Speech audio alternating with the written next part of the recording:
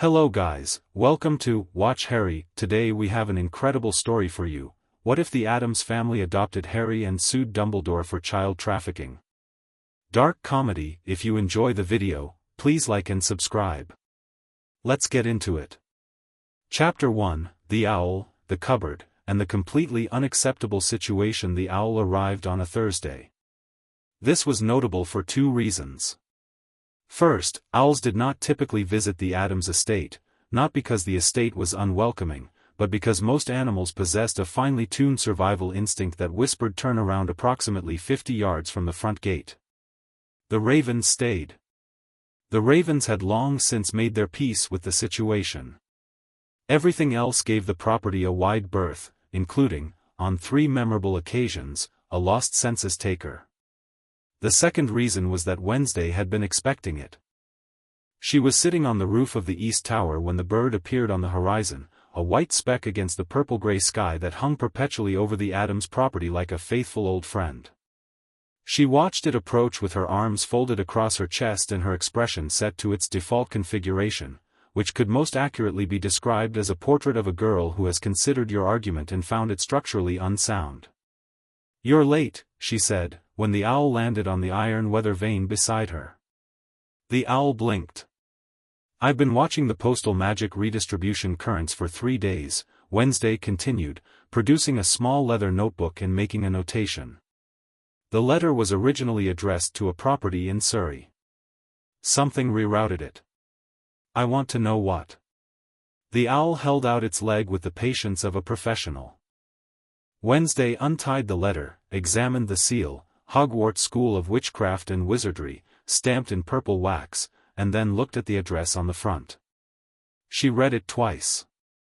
Then she climbed back through the tower window without another word to the owl, which seemed deeply offended until it noticed the gargoyle on the parapet watching it with focused attention and decided the weather vane was perfectly comfortable. Actually, it would stay right here, thank you. Gomez Addams was in the middle of a fencing bout with a suit of armor when Wednesday appeared at the bottom of the staircase. The suit of armor had been enchanted in 1887 by a visiting Italian sorcerer who'd lost a very significant bet. It was a talented combatant. Gomez had still won 11 consecutive bouts this week, which he found both exhilarating and faintly disappointing. Magnifico. He disarmed the suit with a flick of his wrist, caught its sword before it clattered to the floor, and spun around. His mustache was immaculate. His pinstripe suit had approximately 4 new tiers in it that he would consider badges of honor. "Wednesday, my little storm cloud. Come to challenge your father?" "I found something interesting," Wednesday said. She crossed the entrance hall with the unhurried certainty of someone who knew their information would be worth waiting for. She held out the letter. Gomez took it. He read the address. His expression shifted, not dramatically, because Gomez Addams processed information the way a furnace processed wood, all internal heat before the visible flame, and he read it again. "Mr. H. Potter, the cupboard under the stairs, 4 Privet Drive, Little Whinging, Surrey." "The cupboard," Gomez said. "Under the stairs," Wednesday confirmed. A silence stretched between them, companionable and careful, the way silences in the Addams household tended to be, full of things being understood without being said. "How old?" Gomez asked. "The letter is a first-year enrollment notice." "He'd be 11. Gomez looked at the letter for another long moment. Then he looked up, and his eyes, dark and bright as polished jet, had acquired a quality that people who'd faced Gomez Addams in a courtroom would have recognized immediately. It was the quality of absolute, focused, and utterly implacable intent. "Get your mother," he said. Morticia was in the conservatory, trimming her roses. She kept roses the way other people kept secrets, with careful attention and without apology for the thorns. The blooms were the deep, arterial red of a color that hadn't been named yet because naming it would require admitting it was beautiful in a way that made people uncomfortable, and Morticia had always found human discomfort fascinating but never useful. She turned when she heard their footsteps. She could identify every member of her family by footfall, a skill she developed not from necessity but from the quiet joy of it, and her gaze moved from Wednesday to Gomez in the way it always did, landing on her husband with the specific warmth of a woman who had chosen, repeatedly and deliberately, to be exactly where she was. "Something's happened," she said. It wasn't a question. Gomez handed her the letter without preamble. She read it, and her pruning shears stilled. Morticia Addams was not a woman who performed emotion. What crossed her face in the next few seconds was genuine and precise recognition, then a cold and particular anger, the kind that doesn't raise its voice because it doesn't need to. Then something softer. Something that looked, in the conservatory's dim purple light, like grief on behalf of someone she'd never met. "A child," she said. 11 years old, Gomez said. "In a cupboard." "We don't know the full situation," Morticia said, but her voice said she already did. "No," Gomez agreed. "We're going to Surrey to learn it." She handed the shears to Thing, who materialized from behind a pot of nightshade to receive them. She smoothed her black dress, a gesture that wasn't about the dress at all, and said, "I'll get my coat." "And I," Gomez said, with the gleaming energy of a man who had just found a purpose that fit him like a custom suit, "will get the car." Wednesday, standing in the doorway with her notebook still open, said, "I'm coming." Neither of her parents told her she wasn't. The Addams family car was a 1938 Packard hearse that had been modified by Gomez's cousin Eudora sometime in the mid-50s to run on something that was definitely not gasoline and that produced, when accelerating, a sound like a cathedral organ played by someone in a genuine hurry. It was enormous, matte black, and possessed a speedometer that only went in one direction, faster. Fester rode shotgun, on account of the fact that he'd heard the word Surrey and immediately appeared in the garage already wearing his coat and carrying a flashlight he intended to hold in his mouth for the drive, which was a comfort habit Gomez had long since stopped questioning. Lurch drove. Lurch always drove, with the serene competence of a man whose relationship with traffic was more philosophical than adversarial. Pugsley had attempted to get in the car and had been intercepted by Morticia, who redirected him toward Thing and Grandmama with a look that communicated volumes, mostly chapters about staying home and not dismantling the boiler again. "But why can't I come?" Pugsley's voice had floated after them as the hearse rolled down the long gravel drive. "Because we need someone to monitor the legal library," Wednesday had said, which wasn't true, but it was specific enough that Pugsley had gone along with it. The drive to Surrey took 4 hours, which was statistically impossible given the distance, but the Addams hearse operated on its own understanding of geography and everyone involved had learned not to question it. They passed through the motorway, then through progressively more identical streets lined with progressively more identical houses, the world becoming more aggressively beige with every mile until Morticia commented quietly that she now understood why people in these neighborhoods tended toward emotional suppression. "The conformity is remarkable," Gomez agreed, peering through the window at a row of houses so perfectly alike they might have been copied with a rubber stamp. "Like a recurring nightmare, but with garden gnomes." "There," Wednesday said, pointing. For Privet Drive was, if anything, slightly more aggressively normal than its neighbors. The garden was immaculate. The car in the driveway was freshly washed. The curtains were the color of something that had given up. A woman visible through the front window was performing the specific physical pantomime of someone who had seen the enormous black hearse pull up outside and was deciding very rapidly whether to pretend she hadn't. She didn't have time to finish deciding. Gomez was out of the car before it fully stopped, straightening his jacket with the panache of a man arriving at a venue he intends to own. Morticia unfolded from the vehicle with the liquid grace of someone who had never once in her life been in a hurry because the world generally waited for her.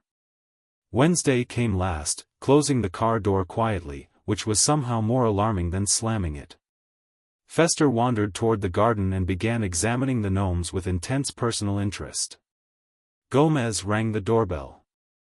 The man who opened the door was large in the way that some men were large, not with physicality, exactly, but with an insistent, space-occupying presence, as though his body had expanded to fill the room his personality required. He had a thick neck and a very small mustache and eyes that moved quickly between Gomez and Morticia and arrived at no comfortable conclusions.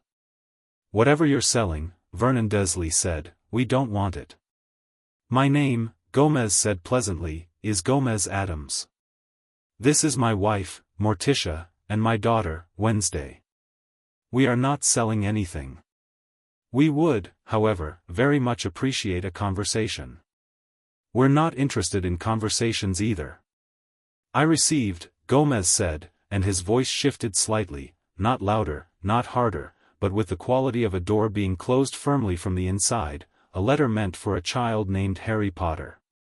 The letter was addressed to a cupboard in this house. I drove 4 hours to understand that. I am a patient man, Mr. Dursley, Vernon said, reflexively, and immediately looked like he wished he hadn't. Mr. Dursley. Lovely to meet you. The smile on Gomez's face was the kind that wins cases. I wonder if we might come in. Vernon Dursley was not a perceptive man, but he was not entirely without survival instinct. Something about the way Gomez Addams was smiling made the hair on the back of his neck stand up. He glanced past Gomez at Morticia, who met his gaze with the calm, unblinking patience of something that had all the time in the world, and then at Wednesday, who was looking at the house with the focused attention of someone making notes they intended to use later. Fine, he said, and stood aside. The interior of 4 Privet Drive was everything its exterior promised, clean, careful, and profoundly invested in the appearance of normalcy. There were photographs on the wall, a very large blond boy at various stages of development, proud parents flanking him at every milestone, and a tidiness that felt less like preference and more like performance. Wednesday noticed immediately that none of the photographs included a second child. Morticia noticed the same thing at the same moment and said nothing, which was a particular kind of saying something. A thin, horse-faced woman appeared from the kitchen, saw the visitors, and went very still. Vernon, it's fine, Petunia. Vernon's voice had the practiced authority of a man performing calm for an audience. Just some people with questions. Petunia Dursley looked at Morticia Addams the way people sometimes looked at beautiful things that were also clearly dangerous, a split-second assessment that arrived at this will not go well for me and couldn't work out what to do with that information. They arranged themselves in the sitting room. The Addams family sat on the floral sofa with the relaxed ease of people who had sat in far stranger places. The Dursleys perched on their own chairs like defendants, which Gomez filed away for later consideration. Harry Potter, Gomez said.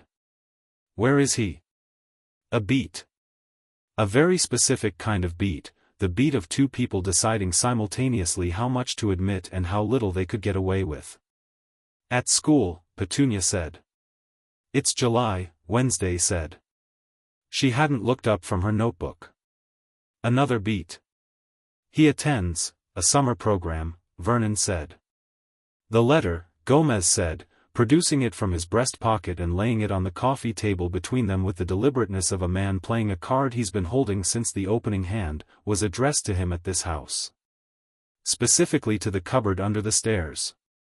He paused. I'd like to see it. The cupboard?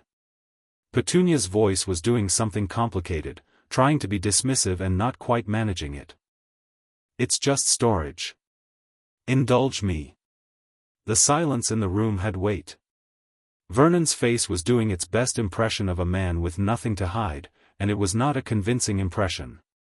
Gomez sat very still, which was somehow more alarming than movement would have been, with his hands folded on his knee and his expression patient and absolutely implacable. It's storage, Vernon repeated. The school, Gomez said, disagrees. They seem to believe a child lives there. He tilted his head. Where is Harry Potter, Mr. Dursley? I'll ask plainly, because we've circled this question long enough. Petunia started. The cupboard door under the stairs opened. Harry Potter was small for 11. That was the first thing, the thing that lodged itself in Wednesday's chest like a splinter, the kind that sits there quietly until it becomes an infection. Small and thin, and wearing clothes that had clearly belonged to someone much larger for a significant amount of time. His hair was a disaster. His glasses were held together with tape on the left hinge. His eyes, when they found the strangers in the sitting room, were the precise green of deep water, and they did the thing that Wednesday recognized immediately because she'd seen it in mirrors, the rapid, practiced assessment of a person who has learned to read a room before entering it because rooms can be dangerous. He looked at the Dursleys first. Then at Gomez, then Morticia, then Wednesday. He didn't say anything. He just stood there in the cupboard doorway, one hand still on the frame, with the wariness of a small animal that has opened a door expecting one thing and found another entirely. "Harry," Petunia said, with a brightness so forced it had structural damage, "we have visitors." Harry looked at the visitors. He looked at the letter on the coffee table and recognized it. His body did something with that recognition, a small tightening that Wednesday catalogued without expression. Then he looked at Gomez Addams, and something in his assessment shifted, the way it shifts when you're expecting a threat and find something you don't have a category for. Gomez, for his part, looked at Harry Potter, at the tape on his glasses and the too large clothes and the careful, watchful stillness of a boy who had learned to take up very little space, and his expression did something it did very rarely in public. It cracked. Just for a moment. Then it reformed, but warmer. "Hello," Gomez said, and his voice had entirely lost its courtroom quality. It was just a voice now. A person talking to a child. "You must be Harry." "My name is Gomez." "That's Morticia, and that's Wednesday." He paused. "We got a letter that was meant for you. I hope you don't mind that we opened it." Harry looked at the letter. That's mine." He edged into the room, still watching. "Who are you?" "We're the Addams family," Wednesday said. "We live in New Jersey. Our house has 7 towers, a dungeon, and a resident disembodied hand that does most of the filing." Harry stared at her. "She's not joking," Gomez said. "I never joke," Wednesday said, which was partly true. Harry's eyes moved back to the cupboard door. Back to his aunt and uncle. Back to the visitors. Wednesday watched him processing the geometry of the situation, the visitors, the letter, the specific tension in the Dursleys' bodies, and could see him deciding, in the practiced way of someone who had done a lot of careful deciding, how much to say. He said, "Are you from the school?" "No," Gomez said. "We're not from the school. Though we have some questions about the school as well." He stood, slowly, and buttoned his jacket. "Harry, I want to ask you something, and I want you to know you can answer honestly. You don't need to look at your aunt and uncle before you answer. Just look at me." He waited until Harry's green eyes were on his. "Do you sleep in that cupboard?" The silence lasted 3 seconds. Harry didn't look at the Dursleys. He'd been told to look at Gomez, and he did, because there was something about the instruction that had been given with the certainty of someone who already knew the answer and was asking as a courtesy, and Harry had enough instinct left to recognize the difference between a trap and an exit. "Yes," Harry said. Vernon made a sound. Petunia went the particular white of someone watching a controllable situation become uncontrollable. "How long?" Morticia asked. It was the first time she'd spoken since sitting down, and the quality of her voice, low, precise, and carrying the particular stillness of deep water, made Petunia Dursley press herself back in her chair. Harry thought about it. "I don't really remember anywhere else," he said, which was a terrible answer given with terrible matter-of-factness, and it hit the room like a stone. Wednesday closed her notebook. What happened next was not, technically, a legal proceeding. It was more like a weather event. Gomez Addams produced a business card and placed it on the coffee table beside the letter. Then he produced a second card, this one from a different pocket, and placed it beside the first.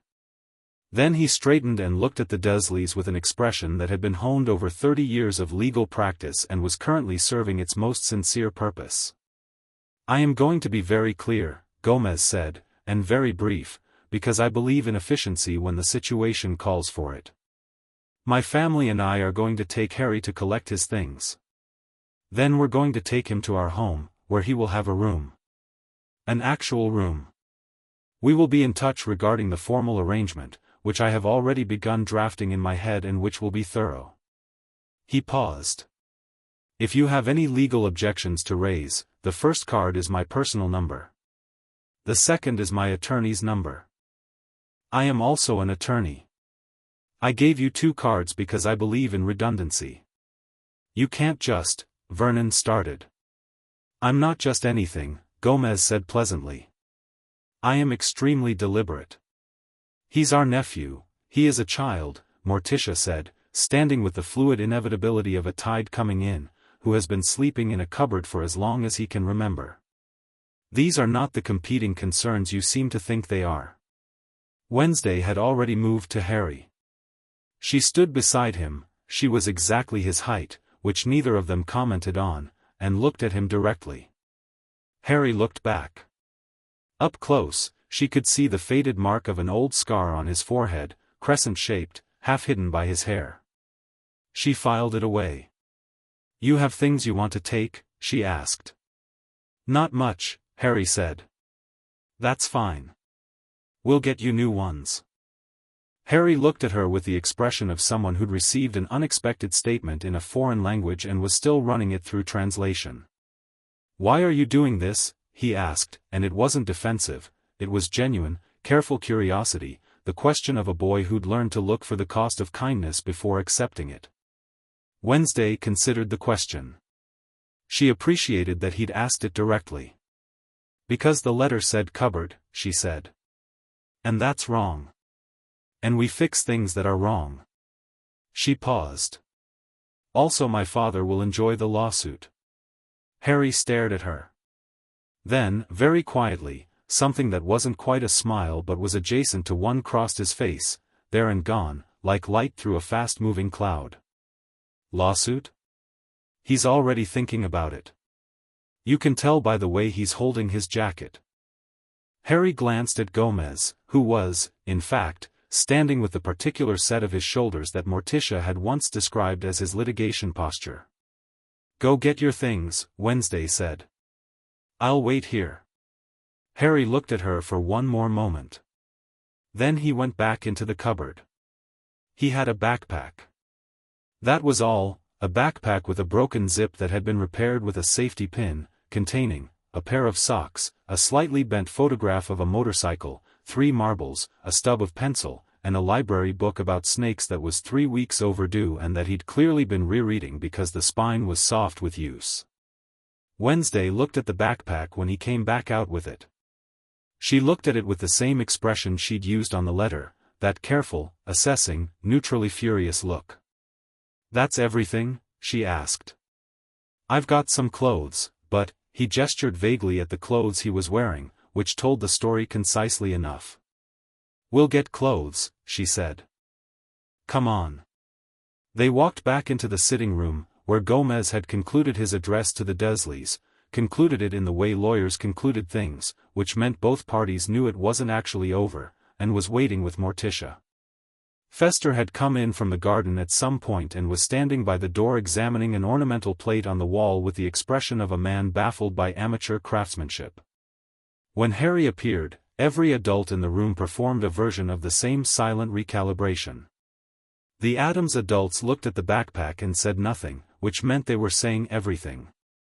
The Dursleys looked at the floor. Ready? Gomez asked Harry. Harry looked around the house one more time. Not longingly, Wednesday noted the absence of longing with another silent notation, but with the comprehensive look of someone checking they haven't forgotten anything. Finding nothing to forget, he nodded. Right, Gomez said. He turned to the Dursleys one last time, and his voice was absolutely level. We'll be in touch. Vernon opened his mouth. Gomez had already turned and was heading for the door. Outside, the summer evening had gone gold and soft, and Privet Drive was busy with the small, quiet theater of suburban life, a man watering his garden, 2 children on bicycles, a woman with a pushchair who took one look at the Addams family emerging from number 4 and found a reason to cross the street. Harry stood on the pavement outside the house and breathed. It was such an ordinary thing, standing outside, that it was strange to notice himself doing it with this particular quality of attention. But something about the last 20 minutes had shaken loose a stone in the careful architecture of normal that he'd built around everything, and he stood there breathing slightly too carefully while Gomez and Morticia moved toward the hearse. Lurch was waiting by the car. Harry saw him and stopped. Lurch was 7 feet tall and wore the expression of a man who had arrived at a deep personal peace with the fact that his face made strangers step backward. He looked at Harry. Harry looked at him. "Yuwang," Lurch said, which Wednesday, appearing at Harry's shoulder, translated without being asked. "He says you look tired and would you like the back seat, it's more comfortable." "He said all that?" Harry asked. "Lurch is very expressive." Harry got in the back seat. Wednesday got in beside him. Fester folded himself into the front with a satisfied grunt, still holding the flashlight. Gomez and Morticia arranged themselves with the unhurried elegance of people who'd done this 10,000 times, and Lurch started the engine, which made its organ sound, and the hearse pulled smoothly away from 4 Privet Drive. Harry twisted in his seat and watched the house until it disappeared around the corner. He turned back around. "You said something about a lawsuit," he said to Wednesday. "My father will file it," she said. "Probably within the week." "Against my aunt and uncle?" "Among others." She paused. "Do you know someone named Dumbledore?" The name landed differently than she'd expected. Harry's expression did something, not much, not dramatically, just a small, complex movement across his features, the kind that meant the name carried weight. "He's the headmaster," Harry said. "Of Hogwarts." "The school in the letter." "Yes," Wednesday said. "My father has questions for him." "What kind of questions?" Wednesday looked at him. "The kind that start with who decided you should live in a cupboard and end with and why did they think that was acceptable." Harry was quiet for a moment. Outside, Surrey was giving way to motorway, the identical streets dissolving into the ordinary rush of distance and motion. "Someone decided?" Harry said. And his voice was careful with it, not confrontational, just careful, in the way of someone who has a thought that's been living in them for a long time and has never once been given permission to say it out loud. Wednesday looked at him with her steady, neutral gaze. "Someone always decides," she said. "That's the thing people don't like to admit. Things don't just happen to children. Someone puts them where they are." Harry absorbed this. From the front, Gomez's voice floated back, warm and energized. "Harry, have you ever been to New Jersey?" "No," Harry said. "Excellent. It has a great deal to recommend it once you know which parts to avoid. Our house, for instance, is situated in a region that most cartographers mark as unverified because the last 2 who visited professionally did not entirely complete their surveys." "Is that bad?" Harry asked. "The ravens seem to think it's wonderful," Gomez said contentedly. Harry looked at Wednesday. "It's fine," she said. "The ravens are good judges of character." Morticia turned slightly in the front seat and looked at Harry with her dark eyes, a look that didn't ask anything of him or perform anything for him, just acknowledged him, present and seen, and said, simply, "Are you hungry?" Harry blinked. "A bit, yeah." She reached into what appeared to be a bag made from something that had once been enthusiastically alive and produced a wrapped parcel that turned out to contain sandwiches. She passed it back to him without ceremony. He ate 3 of them without stopping, which he was slightly embarrassed about until he realized that no one was watching him do it with any expression other than quiet satisfaction. Wednesday opened her notebook again. In the margin, she wrote 2 words, underlined twice. Dumbledore. Culpable. She closed it. Outside, the motorway unrolled ahead of them, and the Addams hearse moved through the English summer evening like a dark ship, and Harry Potter, who had never in his life been in a car that was going towards something good, sat in the back seat with sandwich in hand and something new and nameless turning over slowly in his chest. It wasn't hope. He wasn't ready for hope. But it was the thing that comes just before it, the quiet precursor, the moment when the locked door hasn't opened yet but you've heard the key. He looked out the window at the rushing dark. Behind them, number 4 Privet Drive sat in its identical row, lights going on in the windows one by one as evening settled in, and Vernon Dursley stood in his sitting room holding 2 business cards and being very slowly aware that something had changed in a way that couldn't be changed back. He was right about that. They crossed the channel by a method that Harry decided not to ask about. It involved the hearse not slowing down at the coast, Fester saying, "Here we go," with great enthusiasm, and a period of approximately 20 minutes during which the windows showed something other than sky or water, and arrived in New Jersey at an hour that the clocks were vague about. The Addams estate appeared at the end of a lane that the headlights barely improved upon. Wrought iron gates, each post capped with a carved skull that looked handmade and specific, swung open before the hearse reached them. The drive beyond was lined with trees that leaned inward like an audience. The house, when it came into view, was large and complex in the way that implied it had been added to repeatedly by people with strong opinions and limited concern for structural coherence. There were 7 towers. Wednesday had said 7 towers. Harry counted them in the dark and found exactly 7, which for some reason made him feel better about the situation than he could have explained. The front door opened before anyone knocked. A large shape in the doorway resolved into Grandmama, who was wearing an apron over what appeared to be full medieval dress and holding a ladle, and who looked at Harry with the sharp, curious assessment of a woman who'd seen considerable amounts of life and found most of it interesting. "So this is him," she said. "This is Harry," Wednesday confirmed. Grandmama looked at Harry for another moment, then nodded, satisfied with whatever she'd seen, and stepped aside. "Soup's on," she said. "Real soup, not that pale business they do in England. Come in, come in." Harry came in. The entrance hall was twice the height of the one at Privet Drive and roughly 5 times the dimension of his entire cupboard, lit by candlelight from a chandelier that had clearly been designed by someone with a theatrical relationship to safety standards. The walls were hung with portraits. All of their subjects were awake and watching him with expressions ranging from mild curiosity to outright enthusiasm, and the floor was black and white tile, cold through his too-thin soles. Something brushed his ankle. He looked down. A disembodied hand was examining his shoelace with the focused attention of a skilled craftsman assessing a problem. Harry looked at it. It looked at him. Insofar as a hand could look at someone. "That's thing," Wednesday said. "He's evaluating whether your shoelace needs readying." "Does it?" "Probably." She watched Thing deftly untie and retie the shoelace in a motion that took less than 4 seconds. "There. Thanks," Harry said, to the hand. Thing patted his ankle once and moved off with purpose toward the kitchen. Harry watched it go. Gomez appeared at his shoulder and steered him gently toward the staircase. "Your room is on the 3rd floor.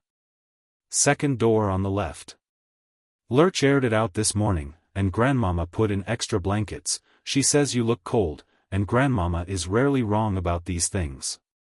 "My room," Harry said. The phrase had a texture to it, handled carefully. "Your room," Gomez confirmed, without ceremony. They went up the stairs. The portraits watched with interest. One of them, an ancient-looking man in a ruff, leaned forward as Harry passed and said, in a gravelly whisper, "Welcome to the family, boy. They're mad, all of them. You'll do fine." Harry nearly missed a step. Gomez didn't comment, but his mustache moved with the small, private satisfaction of a man pleased by a favorable omen. The room was on the 3rd floor, 2nd door on the left, as promised. It was not a cupboard. This was the most significant thing about it, and Harry stood in the doorway experiencing it before he went in. It had a window. The window had curtains, deep green velvet, slightly moth-eaten in an honest way, and beyond the glass, the estate's ground stretched away into the dark, the shapes of the crooked trees moving in whatever wind haunted the property. There was a bed, An actual bed with an iron frame and dark linen and a stack of blankets at the foot that Grandmama had clearly determined was appropriate for someone she'd categorized as underfed. There was a desk. There was a wardrobe. There was a rug on the floor that was dark red and slightly moving in a way that Harry decided not to investigate tonight. It was the biggest room he'd ever been in that was intended for one person. He sat on the edge of the bed and looked at the window. Outside, a raven landed on the sill and regarded him with one bright eye, then flew off. Wednesday appeared in the doorway. She didn't knock, he suspected she'd noted the open door as permission, and leaned against the frame with her arms folded. "Bathroom's next door," she said. "Knock before you open it because sometimes Cousin Itt is in there and he takes a long time." "Who's Cousin Itt?" "You'll know him when you see him." She paused. "Or when you can't see anything of him except hair." Harry absorbed this. "The rug," he said, gesturing. "It's fine. Don't make eye contact with it." "With the rug?" "It responds to social cues. Just don't engage and it'll stay on its side." Harry nodded slowly. He was discovering that the specific quality of strangeness in this house had a rhythm to it. Each strange thing was presented with such complete matter-of-factness that the only available response was to match the tone, which meant that within approximately 40 minutes of arrival, he was already discussing rug eye contact as though it were a normal item of practical housekeeping advice. He suspected this was intentional. "Wednesday," he said. She looked at him. "Why did you come?" "Today." "To get me?" She considered the question with the seriousness it deserved, which he appreciated. "Because the letter said cupboard," she said. "I already told you that." "Yeah, but, he worked at it. Your dad could have just sent it back. Or reported it to someone. You didn't have to come yourselves." Wednesday looked at him for a moment with her level, unreadable gaze. "We could have," she said. "But we came because it was important to show up, not just respond. There's a difference." She straightened from the doorframe. "My father says that institutions manage problems. Families show up for them." Harry turned this over. "Are you saying I'm a problem?" he asked, and it was almost a joke, the nearest he'd come to one all evening. "I'm saying," Wednesday said, "that you're whatever you turn out to be. We don't know yet." "Neither do you." She paused. "That's fine. You've got time." She turned to go. "Wednesday," he said again. She stopped. "Thank you," he said. Simple, direct, with the carefulness of someone who didn't say it often because it had rarely been called for. She turned back. Met his eyes. "You can thank me when my father wins the lawsuit," she said. "He will. He always does. But it'll be more satisfying when it's done." She left. Harry sat on the edge of the bed that was his bed, his room, his door that he could open from the inside, and listened to the house around him. It was not a quiet house. It creaked and muttered, and somewhere below, he could hear Gomez's voice and Grandmama's and the sound of soup bowls and the particular domestic percussion of a family being a family in the way families were at the end of a day. He pulled his backpack onto his lap and took out the photograph of the motorcycle. He looked at it for a long time in the way he always had, that practiced, searching look, like he was trying to find something in it that he hadn't found yet. Then he put it on the desk. Not in the backpack. On the desk.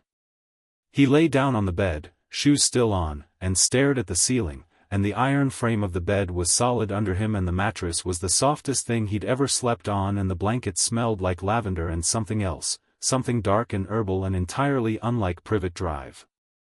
He didn't sleep for a long time. But lying awake in this room was different from lying awake in the cupboard. It was a different kind of awake, not watchful, not braced. Just present. Just there. Just breathing in a room with a window and a door that he could open himself. Downstairs, Gomez Addams sat at his desk in his study and opened a fresh legal pad. At the top of the first page, in large, declarative letters, he wrote, Addams v. Dumbledore. Preliminary notes. He uncapped his pen. He began to write. He was smiling, but it wasn't the courtroom smile. It was something older and more genuine, the smile of a man who has found, in the middle of everything, a thing worth fighting for. Chapter 3, Diagon Alley with the Addams Family is exactly as chaotic as it sounds. The leaky cauldron fell quiet when they walked in. Not gradually, the way noise fades when something interesting happens. All at once, like a switch. The patrons, a witch reading a 2-day-old copy of the Daily Prophet, 3 wizards sharing a pitcher at the far table, a goblin in a corner booth nursing something green, all of them stopped at exactly the same moment and looked at the door, and the silence had the specific texture of a room collectively deciding how to feel about something unprecedented.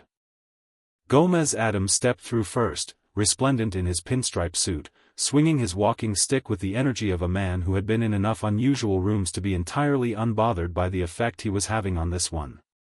Morticia followed, her black dress trailing the slightly grimy floor without touching it. Somehow, Harry had noticed she seemed to exist in perpetual slight elevation above surfaces she found beneath her, which was most of them. Wednesday came next with her notebook. Then Harry, in new clothes that Morticia had procured the previous morning through a method Harry hadn't entirely followed but which involved a catalogue thing, and an overnight delivery that had arrived in a box that smelled faintly of the sea.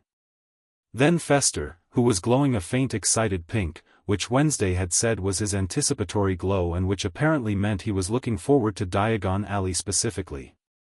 The silence stretched. Tom the barman recovered first, because barmen always do. "Can I help you?" he managed. "We're heading through to Diagon Alley," Gomez said, already moving toward the back door with the confident navigation of someone who'd memorized the route from description alone. "And when we return, we'll take a table. The large one if it's available." He paused at the bar and set down a gold coin that Harry was fairly certain was from neither England nor this century. "For the trouble." Tom looked at the coin. Looked at the departing group. Pocketed the coin. The leaky cauldron exhaled. The brick wall opened for Gomez because he tapped it himself. He'd had Wednesday write down the sequence from the book she'd found in the library, a 1960s Muggle guide to magical London that had been misfiled under European folklore, plausible, and he tapped each brick with his walking stick with the precision of a man executing a known sequence, and the archway bloomed open. Diagon Alley beyond was a Tuesday morning in July, which meant busy but not heaving. The cobblestones were sun-warm and the shopfronts leaned over the street at their characteristic precarious angles and the smells were extraordinary, parchment and potion ingredients and hot pastry from somewhere and something that wasn't quite smoke, and Harry stopped in the archway for a moment because it hit him all at once, the reality of it, the proof. It was real. The letter was real. The world it described was real, and here it was, cobbled and warm and smelling like nothing he'd encountered in any ordinary place. Wednesday stopped beside him. She looked at the alley with the same systematic assessment she brought to everything, and Harry suspected she was already updating her mental map. "This is it," he said, which was obvious and which he said anyway. "Yes," she said. "Come on. We have a schedule."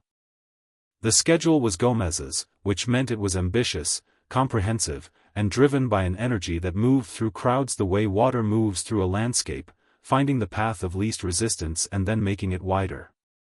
He had a list. He always had a list. This one was organized into 3 columns, Harry's supplies, Gringotts' business, and research, the third column being approximately twice as long as the other 2 combined. Ollivander's was first, because Harry needed a wand and Gomez had decided that this was the priority around which everything else should be scheduled, a decision he explained by saying, "You go into a bank armed, not hoping."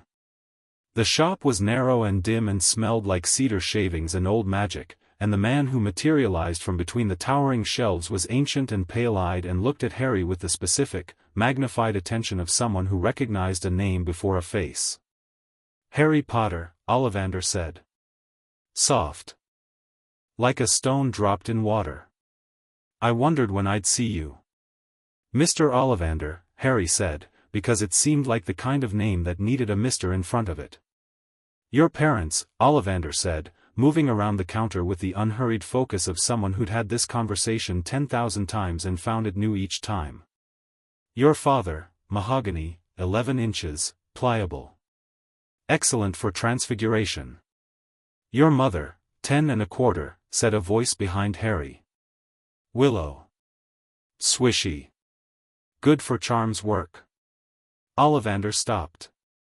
He looked past Harry at Wednesday Addams, who had her notebook open and her pen ready. That's correct, Ollivander said slowly. I compiled a database of known wand wizard pairs from published records and cross-referenced the family names, Wednesday said. The Potters were well documented. I wanted the baseline before we came. Ollivander stared at her for a long moment. Young lady, he said, are you here for a wand?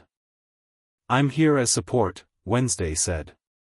Though I'll take one if you have anything in you. Ollivander looked at her with the measuring gaze of a man who has spent a century assessing people through the lens of what would suit them. You, he murmured. 13 inches. Dragon heartstring. Unyielding. He looked at her eyes. Yes. That would suit you very well and vice versa. Is that a compliment? Wednesday asked. You wands choose witches of formidable will and long purpose, Ollivander said. Whether that's a compliment depends on your perspective. It is from mine, Wednesday said. Gomez, watching from the doorway, looked the way he always looked when his daughter distinguished herself, like a man whose pride was threatening to become a structural problem. Harry's wand took longer. Ollivander moved through boxes with the systematic patience of a man who understood that this was the part you couldn't rush, and Harry tried wand after wand, cedar and dragon heartstring that cracked a shelf, maple and phoenix feather that sent a stream of water across the floor, oak and unicorn hair that vibrated in his hand and then went still, and Ollivander grew gradually more focused, his pale eyes going narrow with the concentration of someone working on a problem they'd been thinking about for longer than Harry had been alive. Then the holly and phoenix feather wand. Harry felt it before Ollivander even let go, a warmth up the arm, not metaphorical, an actual warmth, and the air around him brightened and the dust motes in the amber light went dancing. Ollivander looked at Harry with an expression that was not quite happiness, too complicated for that, and said, curious. Very curious. What? Harry asked. The phoenix whose tail feather sits in your wand gave another feather, Ollivander said. Just one other. It is curious that you should be destined for this wand when its brother gave you that scar. The shop went quiet in a different way than the leaky cauldron had. This was a more interior quiet. Wednesday was writing in her notebook. The same phoenix, Harry said. Slowly. The same, Ollivander confirmed. Harry looked at the wand in his hand. Thought about that. Thought about the scar on his forehead and the story he'd been told about how it got there and the wand in his hand that was, apparently, connected to all of it. Gomez's hand landed on his shoulder, brief, warm, undemanding. We'll discuss the implications later, Gomez said quietly. For now, it's yours. Yes? Harry closed his fingers around the wand. Yes, he said. They collected the rest of his supplies with the organized momentum of Gomez's schedule in full operation. The bookshop, Flourish and Blots, took 40 minutes because both Harry and Wednesday became independently absorbed in different sections and had to be collected. Harry found a book about defensive magic not on the supply list and held it with the look of someone who wanted something but wasn't sure they were allowed to want it. Morticia took it from him, added it to the pile without comment, and went to pay. Harry stood in the middle of the bookshop for a moment processing this. She does that, Wednesday said, appearing at his elbow. Notices what you want before you say it. She's always done it with me. She paused. It was disorienting at first. You get used to it. Does it bother you? Being seen like that? Wednesday thought about it. No, she said.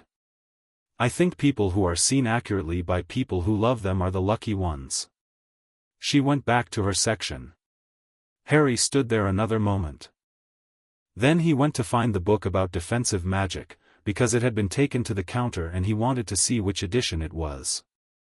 The apothecary was efficient. Madame Malkin's robes went quickly because Morticia assisted with the measurements with a precision that made the seamstress nervous but produced excellent results. The Owl Emporium was a 20-minute stop that ended with Harry acquiring a snowy owl that had fixed him with an imperious, intelligent gaze from across the shop and refused to look away until he walked over.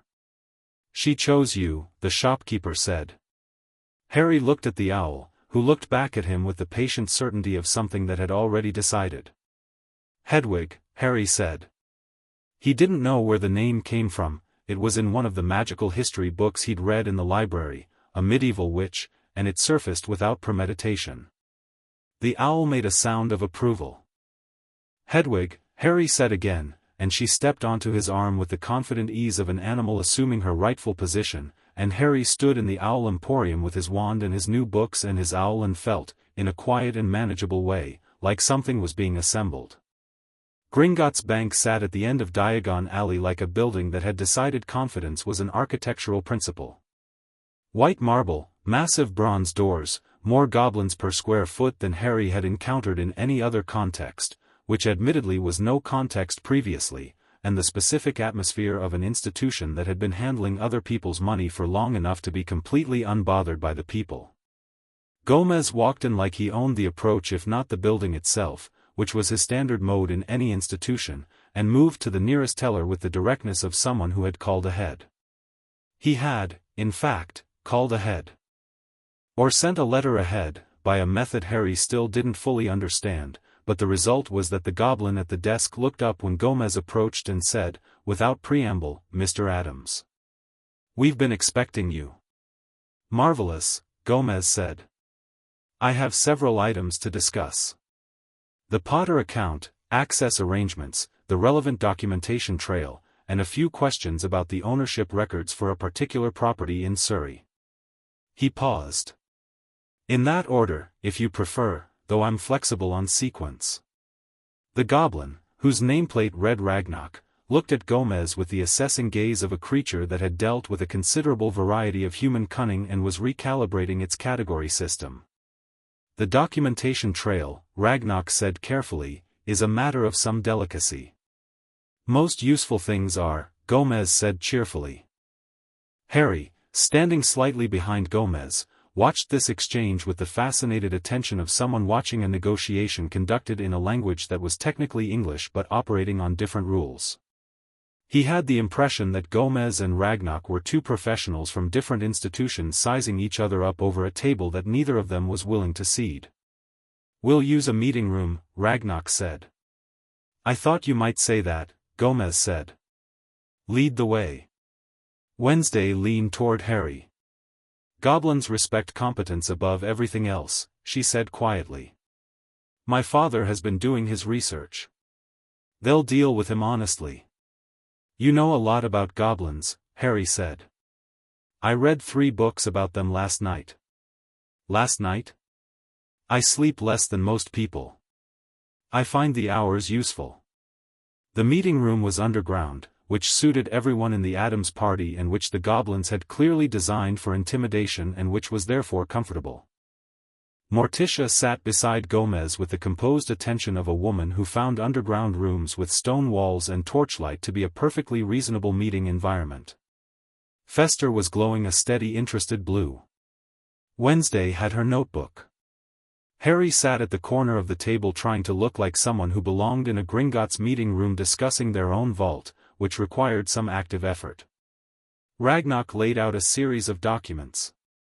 Gomez examined them with the speed of a trained reader who had spent 3 decades moving through legal paperwork, his finger tracking lines, his expression going through several productive changes. Harry craned to see. Ragnarok, apparently deciding that Harry's interest in his own documents was acceptable, turned one of the pages slightly in his direction. It was a guardianship transfer document, dated November 1981. Harry Potter, minor. Transferred from the care of, redacted, by order of the Chief Warlock, to the care of Vernon and Petunia Dursley, Muggle, 4 Privet Drive, Little Whinging, Surrey. Signed by, Albus Percival Wulfric Brian Dumbledore, Chief Warlock of the Wizengamot. Witnessed by, redacted, by order of the same. Harry stared at the document. Gomez tapped the redaction with one finger, looked at Ragnarok, and said, "This redaction. Legal mechanism?" "Chief Warlock's executive privilege," Ragnarok said. "He filed it himself, within 48 hours of the transfer." "He transferred the child and redacted the witness record?" "Within the same week." Gomez sat back. He looked at the ceiling for approximately 3 seconds, which Harry recognized as his "I have just confirmed a theory" posture. Then he looked at Harry, and his expression was the honest, direct kind that Harry had already learned to trust because it never contained performance. "He did it himself," Gomez said. "The placement. The paperwork. The cover." He said it not with triumph but with the gravity of a man who finds confirmation of a bad thing more serious than satisfying. "He placed you with the Dursleys, filed the paperwork, and then used his position as Chief Warlock to seal the witness record so no one could question whether the placement was independently verified." Harry looked at the redaction. He looked at Dumbledore's signature, the looping, confident hand of a man who'd signed thousands of documents and considered this one unremarkable enough not to warrant a second thought. The thing in Harry's chest, the careful, managed structure of not quite feeling things that he'd built and maintained for most of his functional memory, did something complicated. Not collapse. More like a slow shift, tectonic, the kind where everything above it moves slightly and you only notice because of what's at the surface. "Why?" he said. "Just that word." "That," Gomez said, "is the question that drives the rest of the case." He looked at Ragnarok. "I want copies of everything. The originals are yours, I won't ask you to part with those. But I want certified copies, with the Gringotts seal, because Gringotts documentation carries weight in both magical and Muggle legal proceedings, and I intend to use both." Ragnarok looked at Gomez for a moment. "Mr. Addams," he said, "Gringotts does not typically involve itself in Wizengamot proceedings." "I'm not asking Gringotts to involve itself," Gomez said. "I'm asking Gringotts to provide certified documentation of its own records, which is a service you offer and which I'm prepared to compensate appropriately." He paused. "I'm also asking as the legal representative of the account holder, which grants me certain access rights under the 1834 Banking Secrecy and Access Protocols, subsection 4, paragraph 9, which I've memorized, if you'd like me to cite it." "A beat." "You've memorized the 1834 protocols," Ragnarok said. "I read quickly," Gomez said. "Another beat." Then, from Ragnarok, the smallest possible sound, barely a sound at all, more a controlled exhalation, that was, Harry suspected, as close as a Gringotts goblin got to an expression of respect. "Certified copies," Ragnarok said. "Ready within the hour." "Splendid," Gomez said. "Harry, would you like to see your vault while we wait?" The cart ride down was, objectively, the most exciting thing Harry had experienced to that point in his life, and given the previous week that was saying something. The tracks went down at angles that implied a cheerful contempt for safety standards, through caverns lit by their own walls, past waterfalls of actual underground water and bridges over actual underground chasms, and the wind of it hit like something physical and alive, and the whole thing made Harry's stomach do the thing that good fast things make stomachs do. He was grinning before he knew he was doing it. It happened so quickly and so naturally, the speed and the dark and the sheer adventure of it, that his face did something it apparently knew how to do but hadn't been called upon to do in so long that it was slightly like discovering a muscle he'd forgotten. Wednesday, sitting beside him in the cart, noticed. She didn't say anything. But she turned her face forward into the wind with a satisfaction that Harry was beginning to understand was her version of the same thing. The Potter vault was vault 713-2 floors, and when the door opened it was gold. Harry stood at the entrance and looked at the stacks of galleons, not small stacks, not a modest inheritance, an actual considerable fortune, golden and real and his, and had one of those moments where reality and its implications arrive slightly out of sync with each other, the fact first and the meaning of it catching up. "This is mine," he said. "Yes," Gomez said, beside him. He wasn't making anything of it. He was just there, present as a steady fact. "Your parents left it to you. It's been sitting here, properly managed, for 10 years. Nobody told me." "No," Gomez said. "Nobody told you." Harry walked into the vault slowly. He touched one of the coin stacks with 2 fingers, not to take anything but just to feel the reality of it, the physical, irrefutable reality of a thing that was his and that had been his without his knowledge, and that meant his parents had thought about him, forward, into a future they intended him to have. He stood there for a moment with his hand on the gold. "Okay," he said. He pulled his hand back. "I want to get Hedwig some better traveling equipment and the books on the second-year defensive theory list that I found in the back of the first-year textbook." He turned around. "Can I? It's yours," Gomez said simply. "Buy whatever you want." "I just want the things I said," Harry said. "I don't want to, I'm not going to just take loads." Gomez looked at him with an expression that he kept mostly contained, but not entirely. "I know," he said. "Take what you need. There's plenty of time for the rest." Harry took what he needed, which was modest and specific, and left the vault feeling lighter than he'd gone in, which didn't make sense in conventional terms but made perfect sense in the terms that actually applied.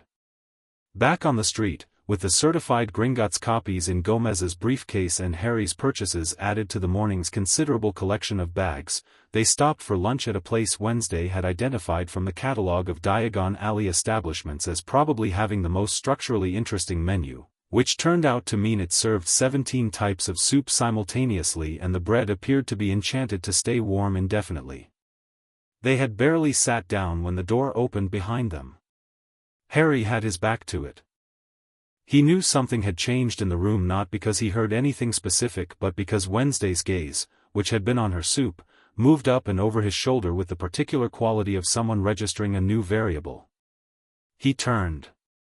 The man who'd come in was tall and blond, with the posture of someone who had been told since childhood that the world was arranged for their convenience and had made this belief structural. His robes were expensive in the way that things are expensive when expense isn't even considered, just assumed. He had a cane with a silver snake's head, which Harry clocked as a deliberate accessory rather than a necessity because the man walked without leaning on it. Behind him was a boy who was clearly his son, same blonde hair, same posture and training, still practicing the expression his father wore with ease. And behind the boy, 2 large men who were definitely not assistants. The man scanned the room with the automatic superiority of someone who always identifies the most important table before he sits. His gaze moved across the Addams table without pausing, then paused, came back. He looked at Harry.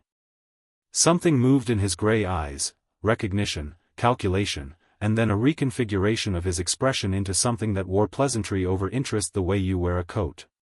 "Well," he said, moving toward them. "Harry Potter. I'd heard you'd been located." Harry looked at him.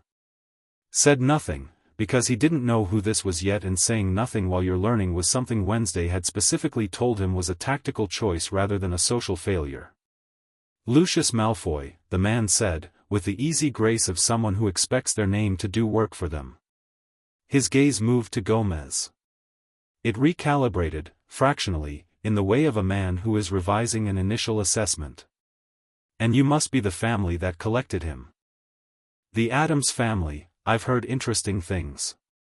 "I'm delighted to hear it," Gomez said. He had not stood, which was its own statement. He was sitting with his arms folded on the table, and his expression was the pleasant, engaged, professionally attentive expression of a man who has registered everything and is letting nothing show yet. "Gomez Addams. My wife, Morticia. Our children." He paused. "You know Harry, apparently." "By reputation," Lucius said. Every family in magical Britain knows the name Potter. He looked at Harry with the proprietary interest of someone considering an acquisition. I'm surprised you ended up with, outside the community. Harry ended up exactly where he should be, Morticia said, in the tone of a woman closing a particular door with particular finality. Lucius looked at Morticia Addams and performed the social recalibration of a man who has expected one kind of woman and found another. Of course, he said smoothly. I only meant, you meant several things, Gomez said pleasantly. Most of them were implied. I found them all interesting. He smiled. Your boy is starting Hogwarts this year? The younger Malfoy, behind his father, stiffened slightly. Draco, yes, Lucius said. Harry's starting as well. Gomez looked between the two boys with the satisfaction of a man who enjoys a complicated game and has just noted the board configuration. I'm sure they'll have a great deal to learn from each other. Draco Malfoy looked at Harry with the wary, measuring assessment of a boy who has been told to be confident in all situations and is finding this one requires work. Harry looked back with the neutral watchfulness that was simply what his face did when he was paying attention to someone new. Perhaps, Lucius said. He was still smiling. Though Draco will be surrounded by family connections at school. The Malfoy name opens certain doors. Names are interesting that way, Gomez said. The Potter name opens others. He tilted his head. Tell me, do you know Albus Dumbledore well? Something happened in Lucius Malfoy's face. Not much, he was practiced, but it happened. A fractional compression around the eyes, the kind that meant the question had landed somewhere significant. We've met, Lucius said. Of course. A man of your standing in the magical community, a longtime school governor, you must have many occasions to interact with the headmaster. Gomez was pleasant, perfectly pleasant, with the focused pleasantness of a surgeon who has located the precise place to make the first incision. I ask because I'll be in correspondence with him shortly and I like to know something about a man before I write to him. Correspondence about what? Legal matters, Gomez said, and the two words were simple and placed in the air between them like objects. Harry's affairs were significantly mismanaged for a considerable time. I'm in the process of establishing the extent of that mismanagement and identifying the responsible parties. Lucius Malfoy looked at Gomez Addams for a long moment.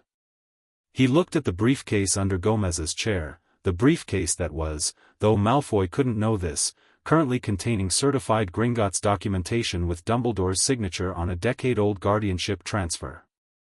I see, Lucius said. I thought you might, Gomez said. A beat. The restaurant had managed to continue around their exchange with the British public's practiced expertise at pretending nothing significant is happening while listening very carefully. Well, Lucius said. I wish you the best with your legal endeavors, Mr. Addams. They tend to become complicated.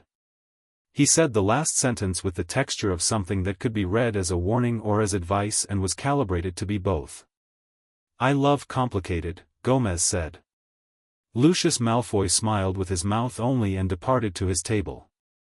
Draco, following, glanced back once at Harry, not with hostility, exactly, but with the complicated look of a boy who has been given a first impression of someone and isn't sure what to do with it.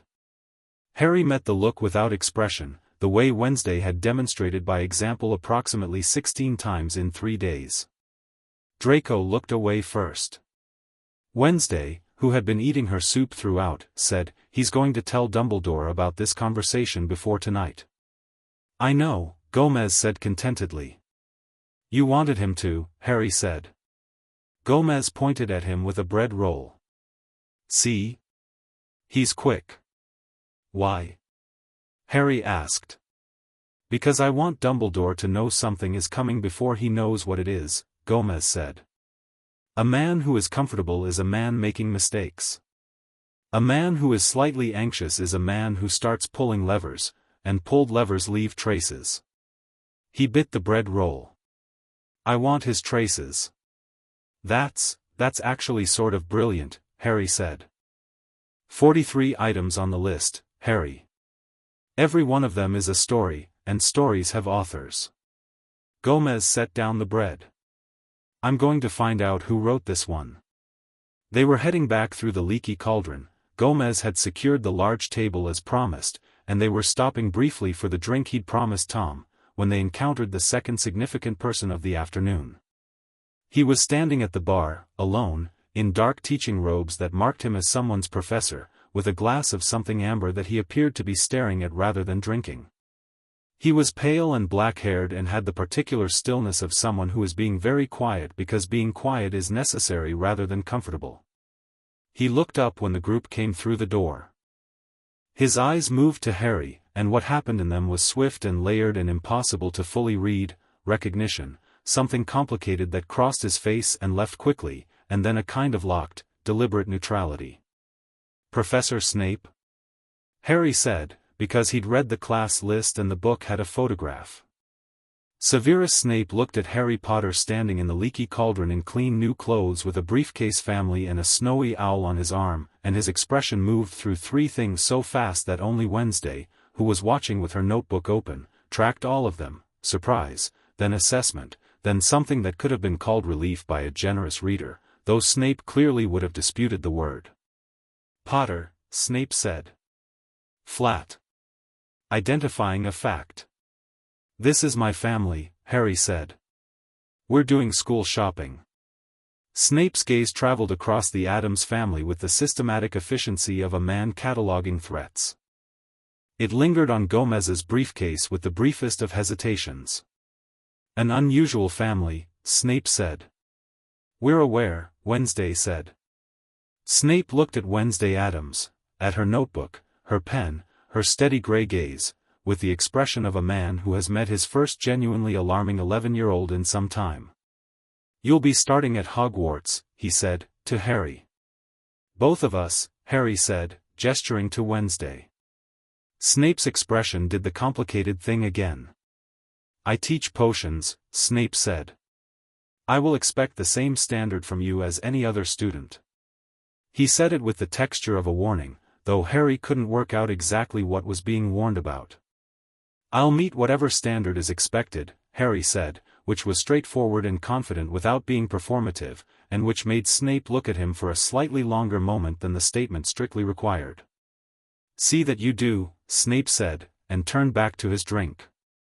Gomez, who had been listening with the idle attention of a man who misses nothing, said pleasantly, "Professor, will you be attending the start-of-term feast?" Snape looked at him. "I'm on the faculty." "Splendid," Gomez said. "Then we'll see you there." He produced a card from his breast pocket and set it on the bar beside Snape's glass with the practiced ease of someone who had been deploying business cards since before some people were born. "In case you ever want to have a conversation about Harry's welfare at the school. I'm very available." Snape looked at the card. Looked at Gomez.